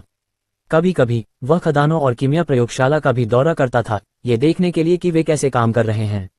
शुक्रवार तक उसने अपने सभी लक्ष्य पूरे कर लिए थे। उसके पास मौजूद कुल प्रतियों में से उसने 30 बेसिक केमिस्ट्री की किताबें, 30 बेसिक मैथमेटिक्स की किताबें, 30 खेती के परिचय की किताबें और समय सारिणी की 2000 प्रतियां स्कूल के स्टोरेज रूम में रख दी। बेमार्ड में हर छात्र को 2 चरणपत्र पेपर टाइम टेबल मुफ्त मिलते थे, लेकिन अगर छात्र उन्हें खो देता है तो उसे स्कूल या मध्य क्षेत्र के जहाजों से एक खरीदना पड़ता था। उनमें से 2 की कीमत एक तांबे का सिक्का होती थी। बाकी किताबों के लिए उसने उन्हें बेमार्ड के सभी उद्योगों के सभी पर्यवेक्षकों और ओवरसियरों को वितरित करने का फैसला किया। शुक्रवार को टिम पिकैक्स से भरा एक बड़ा वैगन लेकर वापस आया। उन्हें उतार दिया गया और श्रमिकों के लिए एक उपकरण भंडारण सुविधा में बड़े करीने से व्यवस्थित किया गया। अब इस बारे में सोचते हुए लैंडन ने सोचा कि एक लॉकर रूम बनाना एक अच्छा विचार होगा जहां हर कोई अपने उपकरण रख सके। बेशक इसे बनाना विभाग 4 का कर्तव्य होगा जब वे काम करना शुरू करेंगे। लैंडन ने निर्माण उद्योग को बुनियादी रसायन विज्ञान की 10 प्रतियां, बुनियादी गणित की 10 प्रतियां और 300 समय सारिणी शीट दी। चूंकि सभी पर्यवेक्षक पहले से ही पढ़ना लिखना जानते हैं, साथ ही गणित भी करते हैं, इसलिए उन्होंने उन्हें कॉपियां देने का फैसला किया। चाहे वे कीमियागर हों या टिम के लोगों का समूह, सभी जानते थे कि कैसे पढ़ना है। इसलिए प्रत्येक पर्यवेक्षक को एक प्रति रखनी थी और उन्हें पढ़ना और पूरी तरह से समझना था। भविष्य में हालांकि ये पाठ्यक्रम अभी भी स्कूल में पढ़ाए जाएंगे, अगर कर्मचारी काम पर कुछ नहीं समझता है तो ये पर्यवेक्षक का कर्तव्य है कि वह उसे समझाए। पृथ्वी पर वापस पर्यवेक्षकों और ओवरसियरों को पता था कि कैसे, क्या और क्यों। उन्होंने कुछ प्रक्रियाओं में तापमान कम क्यों रखा, दबाव अधिक क्यों था, कुछ चीजें करने के खतरे इत्यादि। इंजीनियरिंग अपने आप में एक बहुत जोखिम भरा क्षेत्र है। कुछ यौगिक और रसायन केवल कुछ दबावों और तापमानों पर ही रखे जा सकते हैं या उन पर काम किया जा सकता है। अधिक दबाव टैंक में विस्फोट का कारण बन सकता है, जिससे सभी लोग तुरंत मर सकते हैं। आखिरकार 95% रसायन विशिष्ट एंट्रोपी, दबाव आदि पर ज्वलनशील होते हैं। इसलिए लैंडन के दिमाग में पर्यवेक्षकों और ओवरसियरों को श्रमिकों को समझाने और उनकी सहायता करने के लिए पर्याप्त ज्ञान होना चाहिए। उन्हें अपने अधीन सभी लोगों के लिए कार्य करना और उनका मार्गदर्शन करना चाहिए। उन्होंने रसायन उद्योग को बुनियादी रसायन विज्ञान की 10 प्रतियां, बुनियादी गणित की 10 प्रतियां और टाइम टेबल की 300 प्रतियां भी दी। साथ ही खाद्य उद्योग को बुनियादी रसायन विज्ञान की 4 प्रतियां, खेती के परिचय की 8 प्रतियां, बुनियादी गणित की 4 प्रतियां और टाइम टेबल की 300 प्रतियां दी। खाद्य उद्योग को रसायन विज्ञान और गणित की पुस्तकें देने का उनका कारण सरल था। बहुत जल्द बेमार्ड डिब्बाबंद टमाटर, टूना और कई अन्य चीजों का प्रसंस्करण शुरू कर देंगे। साथ ही अपने मसालों और खाद्य परिरक्षकों का प्रसंस्करण भी करेंगे। ये सब संभव बनाने के लिए रसायन विज्ञान की अहम भूमिका है, गणित की तो बात ही छोड़िए। रात होते ही लैंडन अपने बिस्तर पर कूद पड़ा और तुरंत अपनी आंखें बंद कर ली। आखिरकार छोटा राजा गहरी नींद में सो गया। फिर से दिन तेजी से उड़ गए और बस ऐसे ही सोमवार आ गया। चलो कुछ कांच बनाते हैं, लैंडन ने सोचा। बारूद एक नाजुक चीज थी। इसे बनाने के लिए शोरा, लकड़ी का कोयला और शुद्ध गंधक की जरूरत होती है। गंधक जितना शुद्ध होगा, बारूद का विस्फोटक प्रभाव उतना ही मजबूत होगा। अब तक शोरा और लकड़ी का कोयला उपलब्ध था, लेकिन शुद्ध गंधक अपने आप में एक अलग मामला था। पाइराइट चट्टानें, जिसे मूर्खों का सोना कहा जाता है, तब बनती हैं जब लौहयस्क और गंधक समय के साथ स्वाभाविक रूप से एक साथ मिल जाते हैं। चूंकि लोहा चांदी जैसा होता है और गंधक पीला होता है, इसलिए चट्टान 2 रंगों के बीच का मिश्रण है और इसे खदानों में आसानी से देखा जा सकता है। इसलिए इसका नाम मूर्खों का सोना पड़ा। अधिकांश पाइराइट चट्टानों में 53% सल्फर होता है। अगर लैंडन इन पाइराइट चट्टानों को चारकोल और साल्टपीटर के साथ मिला देता तो इससे बनने वाला बारूद बेकार हो जाता। उसे कम से कम 97% शुद्ध सल्फर की जरूरत थी ताकि यह बेहद शक्तिशाली हो सके। इसलिए निष्कर्षण ही एकमात्र तरीका था। लैंडन सल्फर निकालने के लिए मिट्टी के बर्तन विधि का उपयोग कर सकता था, लेकिन वह विधि असुरक्षित थी और औद्योगिक उपयोग के लिए व्यवहारिक नहीं थी। आमतौर पर जब सल्फर निकाला जाता है तो H2S नामक एक बहुत ही जहरीली और विषाक्त गैस निकलती है। मिट्टी के बर्तन विधि का उपयोग करते समय H2S को निपटाने का कोई वास्तविक सुरक्षित तरीका नहीं है, जिससे श्रमिकों को जहरीली गैस सांस में लेनी पड़ती है। H2S की बड़ी मात्रा आपके स्वास्थ्य को तुरंत नुकसान पहुंचा सकती है, लेकिन छोटे बैच बहुत नुकसान नहीं पहुंचाएंगे। यही कारण है कि लोग इस मिट्टी के बर्तन विधि का उपयोग केवल छोटे बैचों 5 से 6 पत्थर में ही करते हैं। लैंडन अपने कर्मचारियों के स्वास्थ्य को जोखिम में नहीं डालना चाहता था, इसलिए मिट्टी के बर्तन बनाने की विधि को टाल दिया गया। वह उन्हें जहरीली गैसों में सांस लेने कैसे दे सकता था। कर्मचारी भगवान जाने कितने समय तक बारूद बनाते रहेंगे। पत्तेदार होने पर यह सुरक्षित होना चाहिए, इसलिए उसने लोहे और कांच का उपयोग करके अपना खुद का उपकरण बनाने का फैसला किया। वह H2S गैस को दूर करने का एक सुरक्षित तरीका बनाना चाहता था, साथ ही औद्योगिक पैमाने पर बैच 150-300 पत्थर बनाना चाहता था। अगर वह कुछ बनाने जा रहा था तो इसे औद्योगिक पैमाने पर क्यों नहीं बनाया। जब आप 100 पत्थर फेंक सकते हैं तो वहां 5 या 6 पत्थर फेंकने का क्या मतलब है। लैंडन के लिए यह कोई मायने नहीं रखता था, जिसने 100 से ज्यादा कर्मचारियों को रोजाना कुछ पत्थर फेंकने के लिए काम पर रखा था। वह सल्फर का बड़े पैमाने पर उत्पादन चाहता था, न कि एक छोटा सा नमूना। बड़ा करो या घर जाओ, उसने सोचा। उन्होंने इसे इस तरह से बनाने का भी फैसला किया कि इसे अभी के लिए मैन्युअल रूप से नियंत्रित करना आसान हो, लेकिन जब बिजली आएगी हे तो वह तापमान सेंसर, दबाव सेंसर और अन्य उपकरणों को एक नियंत्रण कक्ष से जोड़ देगा। भविष्य बहुत उज्जवल है। मैं खाद्य प्रसंस्करण संयंत्र बनाने के लिए इंतजार नहीं कर सकता। ओह रुको, मुझे टूथपेस्ट की याद आती है शायद। नहीं, मैं पहले एक औद्योगिक पेंट बनाने का संयंत्र बनाऊंगा। लैंडन ने अपनी भविष्य की कल्पनाओं में डूबते हुए सोचा। उसे पता नहीं था कि खतरनाक ताकतें छाया में इकट्ठा हो रही थीं, अपनी चाल चलने का इंतजार कर रही थीं। Riverdale city. तो आप कह रहे हैं कि आपने खुद टिम मेल्स को हजारों पिकैक्स से भरी गाड़ी के साथ जाते देखा, और उसने आपको यह नहीं बताया कि उसे उनकी जरूरत क्यों थी। सिटी लॉर्ड शैनन ने ठंडी और डराने वाली आवाज में पूछा। हाँ सिटी लॉर्ड, हमने उसे देखा था, एक युवक ने डरते हुए जमीन पर घुटने टेकते हुए कहा। हमें नहीं पता कि उसे उनकी जरूरत क्यों थी मेरे लॉर्ड, दूसरे ने कहा। शैनन लर्प ने अपनी उंगलियों को मेज पर पटकते हुए ध्यान से उनकी प्रतिक्रियाओं को देखा। ड्रम उसकी उंगलियों से बज रहा था। ऐसा नहीं लगता कि वे झूठ बोल रहे हैं, उसने उन्हें आंकते हुए सोचा। चारों बेचारे उसकी बर्फ जैसी ठंडी निगाहों के नीचे कांप रहे थे। वे उसकी नजरों से नजर मिलाने की हिम्मत नहीं कर सकते थे। हर कोई जानता था कि उनका सिटी लॉर्ड एक तानाशाह था। जब उसका मन करता था तब वह हत्या कर देता था। उनकी राय में इस पागल को नाराज न करना ही सबसे अच्छा था। बस वे समझ नहीं पाए कि उन्होंने शहर के सरदारों के प्रति ऐसा क्या किया था। उनमें से 3 तो आम वेल्डर थे, जबकि दूसरा भी एक साधारण व्यापारी था। वे टिम मेल्स को अच्छी तरह से जानते भी नहीं थे, तो उनके साथ ऐसा व्यवहार क्यों किया गया। क्या वह अपराधी था? क्या वह साम्राज्य में वांछित था? क्या उन्होंने गलती से किसी भगोड़े को सामान बेच दिया था? क्या इसीलिए वे यहाँ थे? उन्होंने चिंतित होकर खुद से पूछा। आप सभी जा सकते हैं और इस बातचीत को गोपनीय रखें। मुझे आपको ये याद दिलाने की जरूरत नहीं है कि अगर यह बातचीत बाहर आ गई तो मैं आपके साथ क्या करूंगा। क्या मुझे इसकी जरूरत है? मेरे प्रभु, मैं अपनी जिंदगी की कसम खाता हूं कि मैं कभी किसी को नहीं बताऊंगा। एक ने जवाब दिया। मैं भी कसम खाता हूं मेरे प्रभु, बाकी 3 ने जल्दी से कहा। जाओ, शैनन लर्प चिल्लाया। वे कांप उठे और तुरंत ही जितनी जल्दी हो सके उतनी जल्दी वहां से चले गए। उनके मन में वे अभी नरक से बाहर आए थे। उन्होंने मन बना लिया कि अगर वे टिम मेल्स को फिर से देखेंगे तो वे उससे जितना हो सके उतना दूर रहेंगे। जब वे चले गए तो एक आदमी छाया से बाहर आया और शैनन लर्प के पास बैठ गया। वह जानता है, आदमी ने कहा। यह आदमी बैरन रोजर्स था, जो लैंडन के सत्ता में आने से पहले बेमार्ड में रहता था। बैरन रोजर्स को राजा बान ने बेमार्ड से 4 शहर दूर भेजा था। उन्हें प्रिस्टन के समृद्ध शहर में भेजा गया था। जैसे ही वे वहां पहुंचे उन्हें एहसास हुआ कि वहां उनका रहना बेमार्ड में रहने के समय से कहीं ज्यादा बुरा होगा। प्रिस्टन एक मध्यम आकार का शहर था जिसमें 15 से ज्यादा बैरन और एक शहर का स्वामी था जो सभी रईसों के लिए धन को नियंत्रित और वितरित करता था। बैरन के तौर पर राजधानी से उन्हें जो पैसे मिले उनमें से कुछ प्रिस्टन के शहर के स्वामी ने काट लिए। जाहिर है वे अकेले नहीं थे। प्रिस्टन के शहर के स्वामी ने रईसों से अनुरोध किया कि वे साम्राज्य द्वारा दिए जाने वाले अपने मासिक वेतन का 10% उन्हें दें, लेकिन बैरन रोजर्स को पैसे की ज्यादा जरूरत थी, इसलिए वे इसे स्वीकार नहीं कर सके। उन्होंने अनुरोध किया कि उनके पैसे उन्हें वापस कर दिए जाएं, लेकिन शहर के स्वामी ने कभी उनकी तरफ देखा तक नहीं। क्या बेवकूफ है, उन्होंने सोचा। उन्होंने बैरन रोजर्स को ऐसे देखा जैसे किसी मूर्ख बच्चे को देख रहे हों जो नहीं जानता कि उसके लिए क्या अच्छा है। बैरन रोजर्स लगभग गुस्से से पागल हो गए। सच में उन्हें अपने शूरवीरों की देखभाल करने और अपने घर को नियंत्रित रखने के लिए और पैसे की जरूरत थी। बेमार्ड में वापस, हालांकि जमीन बंजर थी, लेकिन उन अयस्कों को बेचने से उन्हें जो पैसे मिले वे प्रिस्टन में उनके मासिक रखरखाव के रूप में मिलने वाले पैसे से कम 4 गुना ज्यादा थे। सबसे बुरी बात यह थी कि नगर के स्वामी के साथ लड़ाई के बाद से ही सभी ने उसे अलग थलग कर दिया था। कुछ बैरन लगातार उससे झगड़ा करने की कोशिश करते थे और पैसे का कुछ हिस्सा हड़पने की भी कोशिश करते थे। उन्होंने उसके शूरवीरों को खरीदने की भी कोशिश की, उन्हें उससे ज्यादा पैसे देने का वादा किया जो उसने पेश किया था। एक आदमी और एक बैरन के तौर पर वह इस तरह का अपमान कैसे सह सकता था।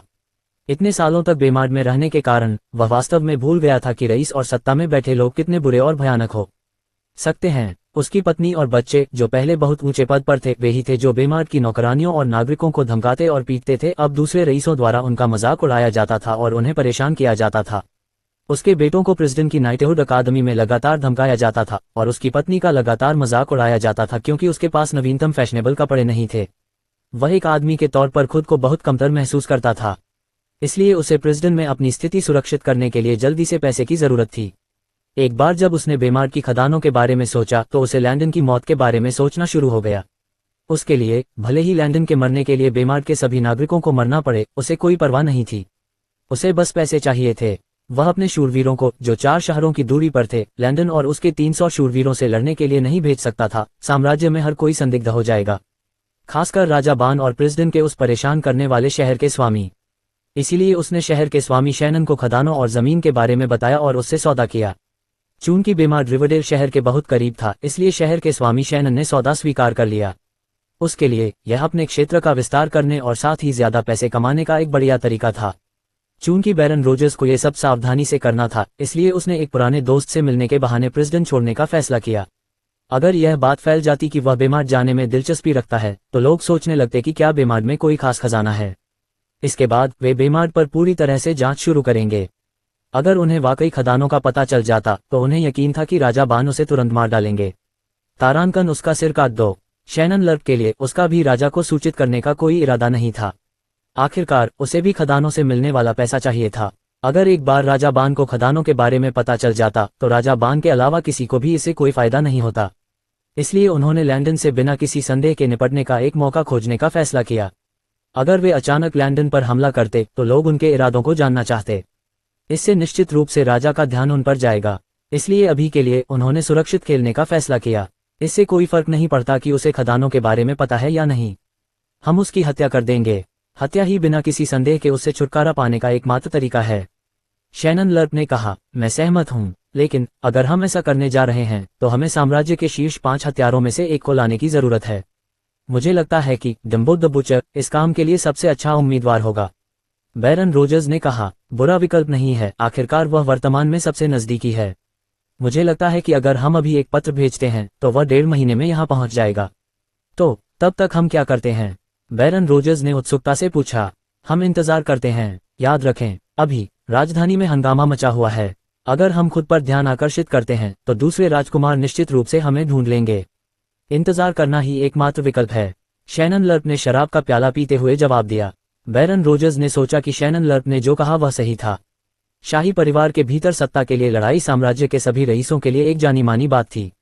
कुलीनों के रूप में उनके पास साम्राज्य के किसी भी राजकुमार का पक्ष लेने का विकल्प था। लेकिन अगर वे जिस राजकुमार को चुनते हैं वह सिंहासन की लड़ाई में जीत नहीं पाता है, तो इसका मतलब यह नहीं है कि उनके दिन गिने चुने रह गए हैं, या फिर उन्हें शासक राजा द्वारा नफरत और कूड़े के रूप में देखा जाएगा। यह अधिकांश कुलीनों के लिए एक कठिन निर्णय था। आपको क्या लगता है कि सिंहासन की लड़ाई कौन जीतेगा? बैरन रोजर्स ने पूछा। शैनन लर्प अपनी कुर्सी पर झुक गए और छत की ओर देखने लगे। ऐसा लग रहा था कि वे गहरी समाधि में चले गए हैं। शाही बान परिवार, व्हाइटवुड सिटी। एली अपने महल की बालकनी में खड़ा था, अपने छोटे भाई कॉना और जेम्स को अपनी गाड़ियों से उतरते हुए देख रहा था। तो वे आखिरकार आ गए, उसने सोचा। जीवियस, राजकुमारी जैनेट कहाँ है? मेरे स्वामी, वह इस समय महल के बगीचे में है। उसे मेरे प्यारे भाइयों के आने की सूचना दो, एली ने कहा। दरअसल 3 दिन पहले उसकी छोटी बहन जैनेट भी उसके महल में आई थी। उसने दावा किया था कि उसे उसकी याद आती है और वह उसके साथ अधिक समय बिताना चाहती है। जब वह आई तो एली उसकी आंखों में निराशा और असंतोष के निशान देख सकता था। ये जानते हुए कि हत्या का प्रयास विफल हो गया था, जैनेट कैसे नाराज नहीं हो सकती थी। 1 महीने पहले जब उसके भाइयों ने कहा कि वे एली की हत्या करेंगे तो वह बेहद खुश थी और यह पुष्टि करने के लिए इंतजार नहीं कर रही थी कि हत्या का प्रयास विफल होगा या नहीं। आखिरकार उन्होंने गोल्डन लोर्ड्स हत्यारों को काम पर रखा था, जिनकी सभी मिशनों में सफलता दर लगभग 98% थी। इसके बजाय जैनेट ने एली को लिखा कि वह जल्द ही उससे मिलने आएगी। उसकी सोच सरल थी, अगर वह वहां पहुंचने तक जीवित होता तो वह दावा करती कि उसे उसकी बहुत याद आती है और वह उसके साथ अधिक समय बिताना चाहती है। लेकिन अगर वह मर गया होता। हे। पत्र पहुंचाने के बाद वह 2 दिन बाद अपनी गाड़ी में सवार हुई और व्हाइटवुड सिटी की ओर चल पड़ी। उसके दिमाग में एली पहले से ही एक मरा हुआ आदमी था। उसने अपने दिमाग में उसकी मौत के लिए अपने प्रदर्शन का अभ्यास भी शुरू कर दिया। वह पहले से ही खुद को उसकी कब्र पर घुटनों के बल बैठी हुई, नकली आंसू बहाते और चीखते हुए देख सकती थी। भाई एली, तुम्हें क्यों जाना पड़ा? सिसकते हुए, मैं तुम्हारी जगह क्यों नहीं मरी? नहीं, मैं इसकी अनुमति नहीं दूंगा। मुझे अपने साथ चलने दो। मैं तुम्हारे साथ रहना चाहता हूँ भाई एली। सिसकते हुए। उसके बाद उसने ये भी कल्पना की थी कि लोग उससे कैसे विनती करेंगे कि वह अपनी जान न ले और लंबे समय तक जीवित रहे। उसके दिमाग में उसका प्रदर्शन दोषरहित होना चाहिए, इसलिए वह गाड़ी में अभ्यास करती रही। चून की राजधानी से व्हाइटवुड तक पहुंचने में 1 महीना लगेगा, इसलिए उसने हिसाब लगाया कि उसका पहुंचना उसके छोटे भाइयों कॉनर और जेम्स की तुलना में तेज होगा। यह अच्छा था। आखिरकार उसने भी उनके पिता को मारने के बारे में सोचा था, इसलिए उसे तुरंत और शूरवीरों और धन की आवश्यकता थी। उसने जल्दी पहुंचने और शूरवीरों को गुप्त रूप से दासों के रूप में छिपाने की योजना बनाई थी। फिर वह उन्हें वापस राजधानी और अपने क्षेत्र में ले जाएगी। उसके लिए दूसरे ठिकाने की तलाश करने की कोई जरूरत नहीं थी। अगर उसके पिता को पता चलता कि उसने जो 5000 शूरवीर उसे दिए थे वे राजधानी छोड़ चुके हैं तो उसे शक होगा। इसलिए वह केवल गुप्त रूप से राजधानी में और अधिक सेनाएं इकट्ठा कर सकती थी। भले ही उसके पिता के पास बहुत से जासूस थे, लेकिन उसे लगा कि वह उनसे आगे निकल सकती है और चुपके से इन लोगों को उसकी नाक के नीचे ला सकती है। तारांकन बेवकूफ लड़की। एक महिला किसी राज्य पर शासन क्यों नहीं कर सकती? जब से वह छोटी लड़की थी उसने साम्राज्य पर शासन करने वाली पहली रानी बनने का सपना देखा था। वह इतिहास बनाना चाहती थी, लेकिन उसका वह बूढ़ा धुंधला पिता एक पल के लिए भी नहीं झुकता था। वह उसके बड़े भाई अली को अर्कादिना का शासक बनाने पर अड़ा हुआ था। क्या वह होशियार नहीं थी? क्या वह प्रतिभाशाली नहीं थी? तो उसके शासक होने में क्या गलत था? यह उचित नहीं था, उसने सोचा। उसकी योजना अपने सभी भाइयों के एक दूसरे को मारने का इंतजार करने की थी, फिर वह बचे हुए आखिरी आदमी की हत्या कर देगी। अपने रास्ते में वह अपने अन्य भाइयों से संपर्क नहीं करना चाहती थी, इस डर से कि हत्या की योजना लीक हो जाएगी। उसे यह नहीं पता था कि हत्या का प्रयास विफल होने पर उन्होंने भी उससे संपर्क नहीं किया, क्योंकि वे उसे व्यक्तिगत रूप से बताना चाहते थे ताकि अन्य लोगों को उनकी योजनाओं के बारे में पता न चले। अगर उनके पिता को पता चल जाता कि उन्होंने क्राउन प्रिंस को मारने की कोशिश की है तो वह उनके धन को कम कर देंगे और उनकी आधी सेना ले लेंगे। तो कल्पना कीजिए कि जब वह व्हाइटवुड शहर पहुंचती है तो एली को उसका स्वागत करते हुए देखती है तो उसे कितना आश्चर्य होता होगा। क्या आपको पता है कि उसने उस नकली रोने वाले दृश्य की योजना बनाने में कितने दिन बिताए? उसने तुरंत उसे याद करने का नाटक किया और व्हाइटवुड शहर में हुई हर चीज के बारे में उससे पूछा। एली ने उसे बताया कि किसी ने उसकी हत्या करने की कोशिश की थी, लेकिन वह नहीं जानता कि वह कौन था। जैसे ही उसने उसे यह कहते सुना, उसकी आंखें चमक उठीं और वह मुस्कुराए। तो उसे नहीं पता, उसने खुद से पूछा और उसके चेहरे के भाव को देखा। जेनेट ने ये 3 दिन जानकारी जुटाने में बिताए थे। जाहिर है हत्यारों ने एली को पकड़ने का मौका मिलने से पहले ही सबके सामने खुद को मार डाला और केवल एक बच निकला। नौकरानियों, आम लोगों और हर दूसरे व्यक्ति से लगातार जानकारी निकालने के बाद जेनेट ने एली पर विश्वास करने का फैसला किया, क्योंकि सभी सबूतों से पता चला कि वह वास्तव में कुछ और नहीं जानता था। एली अपने प्यारे भाइयों का स्वागत करने के लिए महल में गया, जिन्होंने भी उसे बहुत याद किया। जाहिर है एली के स्थान पर कॉनर और जेम्स दोनों ने खुलकर मुस्कुराया। अगर कोई और नहीं जानता तो वे सोचेंगे कि ये भाई वास्तव में एली से प्यार करते हैं। एली भी मुस्कुराया और उन्हें गले लगाकर स्वागत किया। छोटे भाइयों, व्हाइटवुड में आपका स्वागत है। आप लोग कैसे हैं? आप अपने बड़े भाई को साल में केवल एक बार ही क्यों लिखते हैं? क्या आपको मेरी याद नहीं आती? उसने मुंह फुलाते हुए कहा। बड़े भाई, बस इतना ही नहीं, आप जानते हैं कि हमें अपने इलाकों का भी ख्याल रखना है। आप कैसे कह सकते हैं कि हमें आपकी परवाह नहीं है? कॉनर ने एली को कसकर गले लगाते हुए कहा। बड़े भाई, मुझे नहीं पता कि आप ये कैसे करते हैं, लेकिन मेरे लिए अपने इलाके को चलाना बहुत ही व्यस्त काम है। मुझे पूरे दिन इधर उधर भागना पड़ता है। बेशक हम आपको याद करते हैं। बस इतना है कि अभी मेरे इलाके में बहुत काम है, इसलिए बेशक मेरे पास आपको लिखने का समय नहीं है। जेम्स ने एली को गले लगाते हुए कहा। महल में जाते हुए तीनों ने बात की। जैसे ही वे पहुंचे कॉनर और जेम्स चौंक गए। वह यहाँ क्या कर रही है?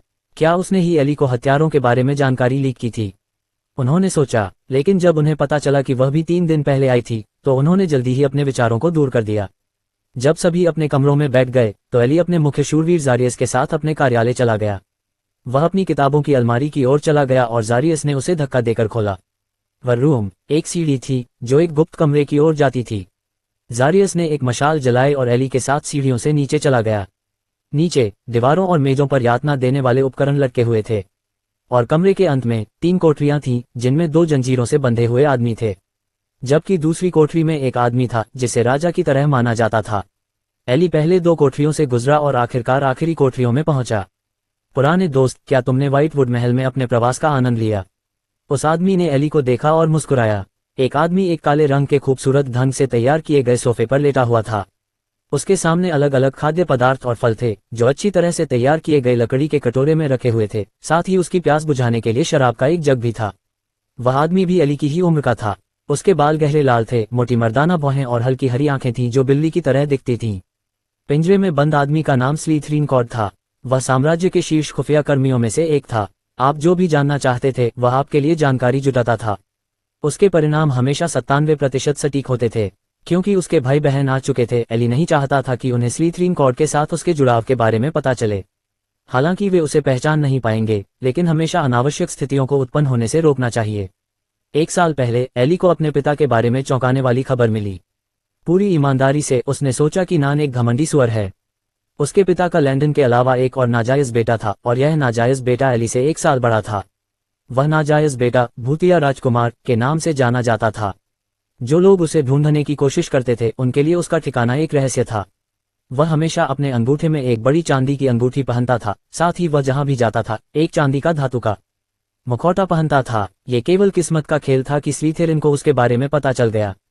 स्लीथेरिन गंजिया शहर से गुजर रहा था और उसने कुछ समय के लिए छिपने का फैसला किया क्योंकि वह उस समय एक मिशन पर था। उसने किस्मत के मारे धातु के चेहरे वाले नकाबपोश आदमी को देखा और उत्सुक हो गया। 5 महीने तक जांच करने के बाद वह निराश हो गया। इस आदमी के चारों ओर एक तंग नेटवर्क था। फिर स्लीथेरिन ने उस आदमी के निचले रैंक वाले शूरवीरों में से एक का अपहरण करने का फैसला किया और उसे प्रताड़ित किया। हालांकि शूरवीर को ज्यादा कुछ नहीं पता था, लेकिन जो कुछ भी वह जानता था वह फिर भी आश्चर्यजनक था। यह आदमी पिछले 4 सालों से अपनी सेना का निर्माण कर रहा था। कोई भी उसके बेस के बारे में नहीं जानता, यहाँ तक कि शूरवीरों को भी नहीं। जाहिर है वह शूरवीरों को अलग अलग शहरों में रखता है और उन्हें शहर के लॉर्ड्स और बैरन के साथ काम करने देकर उन्हें घुल मिल जाने देता है। तो मूल रूप से शूरवीर डबल एजेंट के रूप में काम करते थे। यहाँ तक कि राजा, शहर के लॉर्ड्स और बैरन भी उसके अस्तित्व के बारे में नहीं जानते थे। स्लीथेरिन के दृष्टिकोण से भूतिया राजा एक खतरनाक व्यक्ति था। स्लीथेरिन ने उसे खोजने के लिए जितने भी लोगों को भेजा वे सभी मर गए। स्लीथेरिन ने सोचा यह आदमी निश्चित रूप से एक भूत था। जब से एली को यह खबर मिली थी वह अपने पिता को मारने और जल्दी से जल्दी सिंहासन पर बैठने की योजना बना रहा था। उसके शाही भाई बहन जैसे छोटे मोटे लोग उसे बिल्कुल भी परेशान नहीं करते थे, लेकिन ये भूतिया राजा, इसे समझना मुश्किल था। एली को नहीं पता था कि भूतिया राजा क्या योजना बना रहा था, और न ही वह ये जानना चाहता था।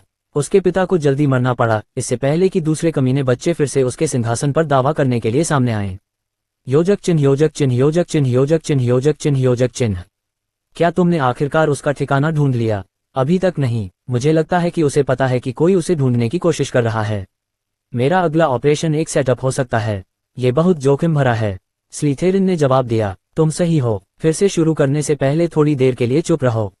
जैसा तुम चाहो, क्राउन प्रिंस। ओह, इससे मुझे याद आया, राजधानी में उथल पुथल मची हुई है। वामपंथी मंत्री ने क्राउन प्रिंस के रूप में प्रिंस कॉर्नर का समर्थन करने के लिए बहुत से रईसों को इकट्ठा किया है। मेरे भाई ने ये कदम उठाया है। इससे पता चलता है कि उसे अपनी ताकत पर भरोसा है। राइट मिनिस्टर के बारे में क्या? हाल ही में हमारे जासूसों ने यह भी रिपोर्ट की है कि उसे क्राउन प्रिंस के पद के लिए प्रिंस जेम्स का पक्ष लेने के लिए सफलतापूर्वक रिश्वत दी गई थी। हालांकि आप क्राउन प्रिंस हैं, आपके भाई राजधानी में आपसे ज्यादा लोकप्रिय हैं। स्लीथेरिन ने सेब चबाते हुए जवाब दिया। ये तो तय है। आखिरकार उन्होंने मेरी अनुपस्थिति का फायदा उठाया और अपना रास्ता बनाया। मैंने ये भी सुना है कि प्रिंस जेम्स और प्रिंस कॉर्नर होप्स में किसानों का समर्थन पाने के लिए उन्हें बहुत सारा पैसा दे रहे थे। हा, ये कितना हताश करने वाला कदम है। आखिरकार जो तय करता है कि कौन राजा बनेगा और कौन नहीं, वह अभी भी मेरा पिता है। एली ने जवाब दिया। सच, मुझे भी लगा कि यह बेवकूफ़ी थी। जहां तक मैं देख सकता हूं, आपका असली प्रतिद्वंद्वी भूतिया राजा है। उस आदमी को तोड़ना मुश्किल होगा। यहां तक कि आपके पिता को भी उसके अस्तित्व के बारे में पता नहीं है। मुझे पता है, इसलिए मुझे जल्दी से पर्याप्त सेनाएं इकट्ठा करने की जरूरत है। तुम्हारे शाही भाई बहनों और राजधानी में उनके द्वारा पैदा की गई सभी गड़बड़ियों के बारे में क्या? ऐसी किसी बात पर क्यों परेशान होना? वैसे भी इससे क्या फर्क पड़ता है? जल्द ही वे सभी मर जाएंगे। और तुम्हारा कमीना भाई लैंडन, क्या तुम चाहते हो कि मैं उसकी स्थिति के बारे में पता लगाऊं? स्लीथेरिन ने पूछा। नहीं, ये तुम्हारे कौशल और समय की बर्बादी होगी। एक मरता हुआ आदमी क्या कर सकता है? इसके अलावा बेमार्ड यहाँ से 3 महीने की यात्रा पर है। स्लीथेरिन ने सुना और सोचा कि एली ने जो कहा वह सही था। आखिरकार स्लीथेरिन ने लैंडन को उसके 15वें जन्मदिन की दावत में जहर दिए जाने का व्यक्तिगत रूप से गवाह बनते देखा था। एली ने उसे यह सुनिश्चित करने के लिए वहां भेजा था कि उसके शूरवीरों ने लैंडन को जहर देने का अच्छा काम किया है, इसलिए उसने छाया से निरीक्षण किया था। उसने बेमार्ड के लिए प्रस्थान करने से पहले 2 दिन की अवधि के भीतर लैंडन का निरीक्षण करना जारी रखा था। उन 2 दिनों के भीतर लैंडन का रंग हल्का नीला सा हो गया था, यहाँ तक कि उसे गाड़ी तक पहुंचाने के लिए भी उसके शूरवीरों की मदद की जरूरत थी। जिसने भी ये देखा उसे पता चल गया कि लैंडन पहले ही मर चुका था। उस जहर का कोई इलाज नहीं था, केवल मौत ही उसका इंतजार कर रही थी। इसके अलावा मुझे यहाँ तुम्हारी जरूरत है। मुझे तुम्हारी जरूरत है कि तुम कॉनर, जेम्स और जैनेट पर नजर रखो। उनकी हर हरकत के बारे में पता लगाओ। मैं जानना चाहता हूँ कि वे कहाँ जाते हैं, किसे देखते हैं और रोजाना क्या करते हैं। उस कमीने लैंडन की चिंता मत करो, जल्द ही मैं उससे उसकी जमीन छीन लूंगा। अभी वह मेरी सबसे छोटी चिंता है।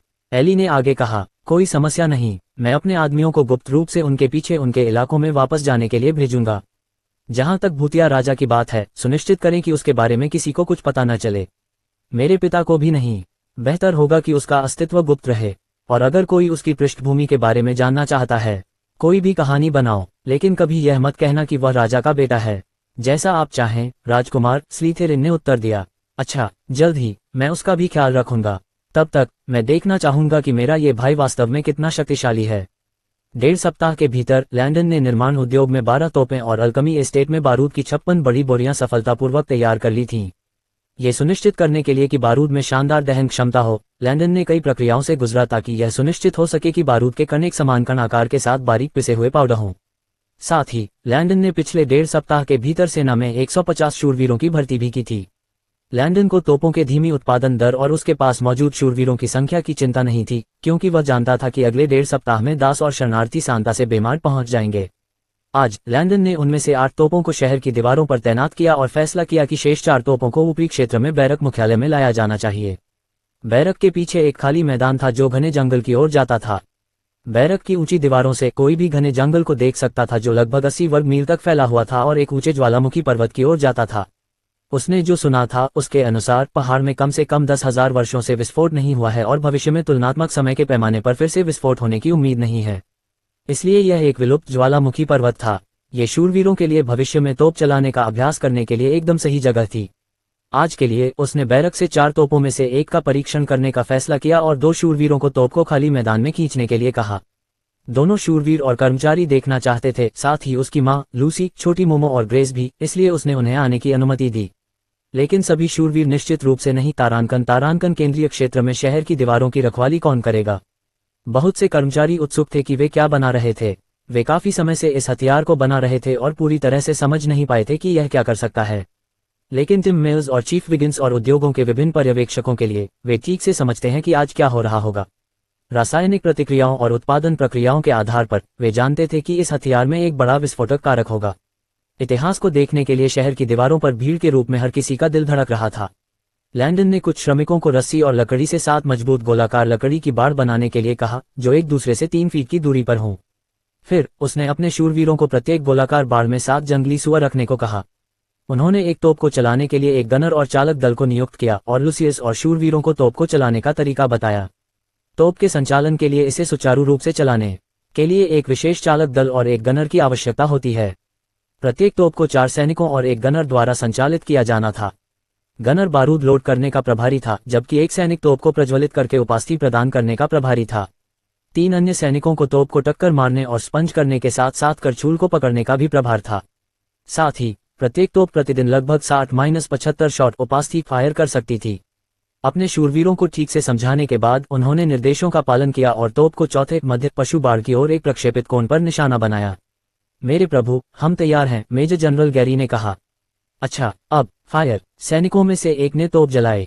तोप से कीचड़ और धुआं निकला और तुरंत बूम, जमीन थोड़ी हिली और सभी को अपने कानों में तेज आवाजें गूंजती हुई महसूस हुईं। ये वाकई बहरा कर देने वाला था। हर कोई हैरान था। ये किस तरह का हथियार था? परिणाम सभी की उम्मीदों से बढ़कर थे। परिणाम देखते ही लुसियस की आंखें लगभग बाहर निकल आईं। फिर उसे वे दिन याद आने लगे जब वह सीमाओं पर क्षेत्रों के लिए लड़ता था। पाइनो महाद्वीप बिल्कुल वैसा ही दिखता था जैसा कि धरती पर उत्तरी अमेरिका का है। आप कह सकते हैं कि अर्काडिना कनाडा और अलास्का के संयुक्त जैसा था, जिसमें बेमार्ड अलास्का के सबसे ऊपरी हिस्से में स्थित था। डेफेरिस का साम्राज्य और योदान का साम्राज्य दोनों अर्काडिना के साथ सीमा साझा करते थे और इसे संयुक्त राज्य और मैक्सिको का संयुक्त रूप माना जा सकता था। आर्केडिना साम्राज्य के पूर्व से बहुत सारे शहर बेमार्ड के नजदीक एक बहुत बड़े द्वीप की ओर बढ़ते हैं। तारानकन ठीक उसी तरह जैसे मैक्सिको धरती पर दक्षिण अमेरिका महाद्वीप में आगे बढ़ता है, केवल ये कनाडा के अलास्का से होता है। यह विशाल द्वीप कैरोना का साम्राज्य है। इसी तरह आर्केडिना साम्राज्य के पश्चिम से बहुत सारे देश एक और भी बड़े द्वीप की ओर बढ़ते हैं। ये टेरिक का साम्राज्य है। अर्केडिना और डेफेरिस हमेशा एक दूसरे के साथ संघर्ष में रहे हैं। इस संघर्ष के कारण 200 साल पहले एक बड़े पैमाने पर युद्ध हुआ था। मुख्य मुद्दा ये था कि डेफेरिस सैनिक कभी कभी आर्केडिना की सीमाओं के साथ प्रमुख शहरों पर विजय प्राप्त करते थे और वहां तैनात लोगों और सैनिकों को बेरहमी से मार देते थे। एक बार सीमाओं के साथ शहरों पर विजय प्राप्त करने के बाद साम्राज्य का कुल आकार कम हो जाएगा। यदि यह जारी रहा तो जल्द या बाद में वे केवल सीमाओं पर शहरों से संतुष्ट नहीं होंगे। इसलिए अतीत में लुसियस को हमेशा डेफेरिस सैनिकों से लड़ने और उन्हें मारने के लिए सीमाओं पर भेजा जाता था। हालांकि प्रत्येक साम्राज्य के सभी नेताओं ने सैकड़ों साल पहले एक दूसरे के साथ शांति संधियों पर हस्ताक्षर किए थे, लेकिन मनुष्य हमेशा लालची प्राणी थे जो अपने पास मौजूद चीजों से ज्यादा चाहते थे। और चूंकि अर्काडिना पाइनों में सबसे बड़ा साम्राज्य था, इसलिए उन्होंने इसके कुछ शहरों पर कब्जा करने में कोई आपत्ति नहीं की। एक बार जब नए शासक सिंहासन पर चढ़े तो वे हमेशा अधिक शक्ति और जीतने के लिए शहरों की तलाश में रहते थे, इसलिए संधि हमेशा लागू नहीं होती थी। आज भी सीमाओं के आसपास हमेशा युद्ध होते रहते हैं। अगर लुसियस के पास इस तरह का हथियार होता तो उसके ज्यादातर दोस्त लड़ाई में नहीं मारे जाते। वह लगातार 12 दिनों तक चली भीषण लड़ाइयों में शामिल था, जिसमें हर एक पक्ष हर दिन बैकअप भेजता था। उसने अपने दोस्तों को अपनी आंखों के सामने मरते हुए भी देखा था। हालांकि वे अपने सीमावर्ती शहरों को बचाने में सफल रहे थे, लेकिन लुसियस को लगा कि खुश होने की कोई बात नहीं है। लुसियस ने तोप को देखा। हालांकि वह इस हथियार के निर्माण के लिए खुश था, लेकिन उसे अपने खोए हुए दोस्तों के बारे में सोचकर दुख हुआ। लैंडन ने घूमकर जानवरों की जांच की। जिस पर निशाना लगाया गया था वह मर चुका था, क्योंकि उसका चेहरा उड़कर टुकड़े टुकड़े हो गया था। उसके आसपास के अन्य 4 भी शॉक वेव के प्रभाव से मर गए। अंतिम 2 जो लक्ष्य से सबसे दूर थे वे नहीं मरे, लेकिन उनके घुटने फट गए और उनके कानों से खून बहने लगा। बहुत बढ़िया, लैंडन ने सोचा। इससे होने वाले नुकसान को देखकर शूरवीरों की पीठ पर ठंडा पसीना आ गया। अगर वे इस तरह के हथियार से घिरे होते तो उनके पास बचने का कोई साधन या मौका नहीं होता। टिम और चीफ विगिंस हंसे और 5 साल के बच्चों की तरह एक दूसरे को गले लगाया। हा, ये बढ़िया है, अद्भुत, प्रतिभाशाली, टिम मेयर्स ने उत्साह से कहा। वह बुनियादी रसायन विज्ञान की किताब मूल रूप से कीमिया के लिए खेल को बदल देती है। हा, पदार्थ क्या है? ये पदार्थ है। हम एक ईश्वरीय प्रतिभाशाली व्यक्ति हैं। ओल्ड टिम, मैं आज आपके लिए एक ड्रिंक लाऊंगा। चीफ विगिंस ने टिम मेयर्स की पीठ थपथपाते हुए कहा। कोई रास्ता नहीं, मुझे अपनी बुनियादी रसायन विज्ञान की किताब पढ़ते रहना है। मैं और अधिक सामग्री देखना और बनाना चाहता हूँ। क्या आप जानते हैं कि लोहे के भी अलग अलग तापमान होते हैं जिसके लिए उसे वेल्ड किया जा सकता है? अरे, एंथैल्पी और एंट्रोपी नाम की भी कोई चीज होती है। जब हमने पहली बार ग्लास बनाया तो मैं लगभग पागल हो गया था। प्रतिभाशाली, बस प्रतिभाशाली, टिम ने कहा। ओह मेरे दोस्त, हवा के बारे में मत भूलना। हम जो सांस ले रहे हैं उसमें अलग अलग तत्व हैं। ब्ला ब्ला ब्ला। जब दोनों व्यक्ति बात कर रहे थे तो उनके प्रशिक्षु एक दूसरे को देखकर मुस्कुराए। आज उन्होंने इतिहास देखा था। हालांकि हर कोई हैरान था, लेकिन अंदर ही अंदर उन्हें पता था कि इस नए हथियार से बेमार के पास खुद को बचाने का एक जरिया होगा। वे मदद नहीं कर सके और महामहिम को विस्मय से देखने लगे। ईश्वरीय प्रतिभा। तोप परीक्षण के बाद लैंडन ने लुसियस से यह सुनिश्चित करने के लिए कहा कि सैनिकों को तोपों का उपयोग करने के तरीके के बारे में प्रतिदिन प्रशिक्षण दिया जाए। हर सप्ताह लुसियस एक शेड्यूल बनाने का प्रभारी होता था, जिससे सभी को तोपों का उपयोग करने के तरीके के बारे में प्रशिक्षण और तैयारी करने की अनुमति मिलती थी। आखिरकार 330 सैनिकों और 150 अतिरिक्त रंगरूटों के लिए प्रतिदिन अभ्यास करना असंभव था। इसलिए इन 480 पुरुषों के लिए एक शेड्यूल सबसे अच्छा तरीका था। कुल मिलाकर प्रत्येक सैनिक को लुसियस द्वारा तैयार किए गए शेड्यूल के अनुसार सप्ताह में कम से कम 3 बार तोप चलाने का अभ्यास करने का अवसर मिलेगा। लैंडन ने अपने बाएं हाथ से अपनी मां का हाथ और दूसरे हाथ से लूसी का हाथ पकड़ा जब वे बैरक के चारों ओर घूम रहे थे। भाई लैंडन, हम महल में क्यों नहीं जाते?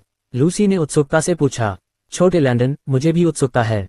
क्या हमारा काम पूरा नहीं हुआ है? हम घर वापस क्यों नहीं जा रहे हैं? मां किम ने संदेह से पूछा। लुसियस और लैंडन ने एक दूसरे को देखा और जल्दी से अपनी नजरें हटा लीं। दोनों महिलाओं को कुछ गड़बड़ लगी, लेकिन उन्होंने इसे नजरअंदाज करने का फैसला किया। जब वे टहलते रहे, लैंडन शर्माती हुई लूसी को देखता रहा और मुस्कुराता रहा। मदर किम, जैसे कि तीसरे पहिए का भार महसूस कर रही हो, ने लुसियस की बाहों को थाम लिया, साथ ही ग्रेस की बाह को भी, और उन्हें आगे की ओर ले गईं। अफसोस की बात है कि उन्होंने लूसियस के गालों पर गहरी लाली नहीं देखी, लेकिन ग्रेस ने देखी। ग्रेस ने बदले में छोटी मोमो के साथ शाही जोड़ों को पीछे छोड़ दिया। उसे जल्दी से महल पहुंचना था। मदर किम को अजीब लगा और वह बहुत शर्मा गई।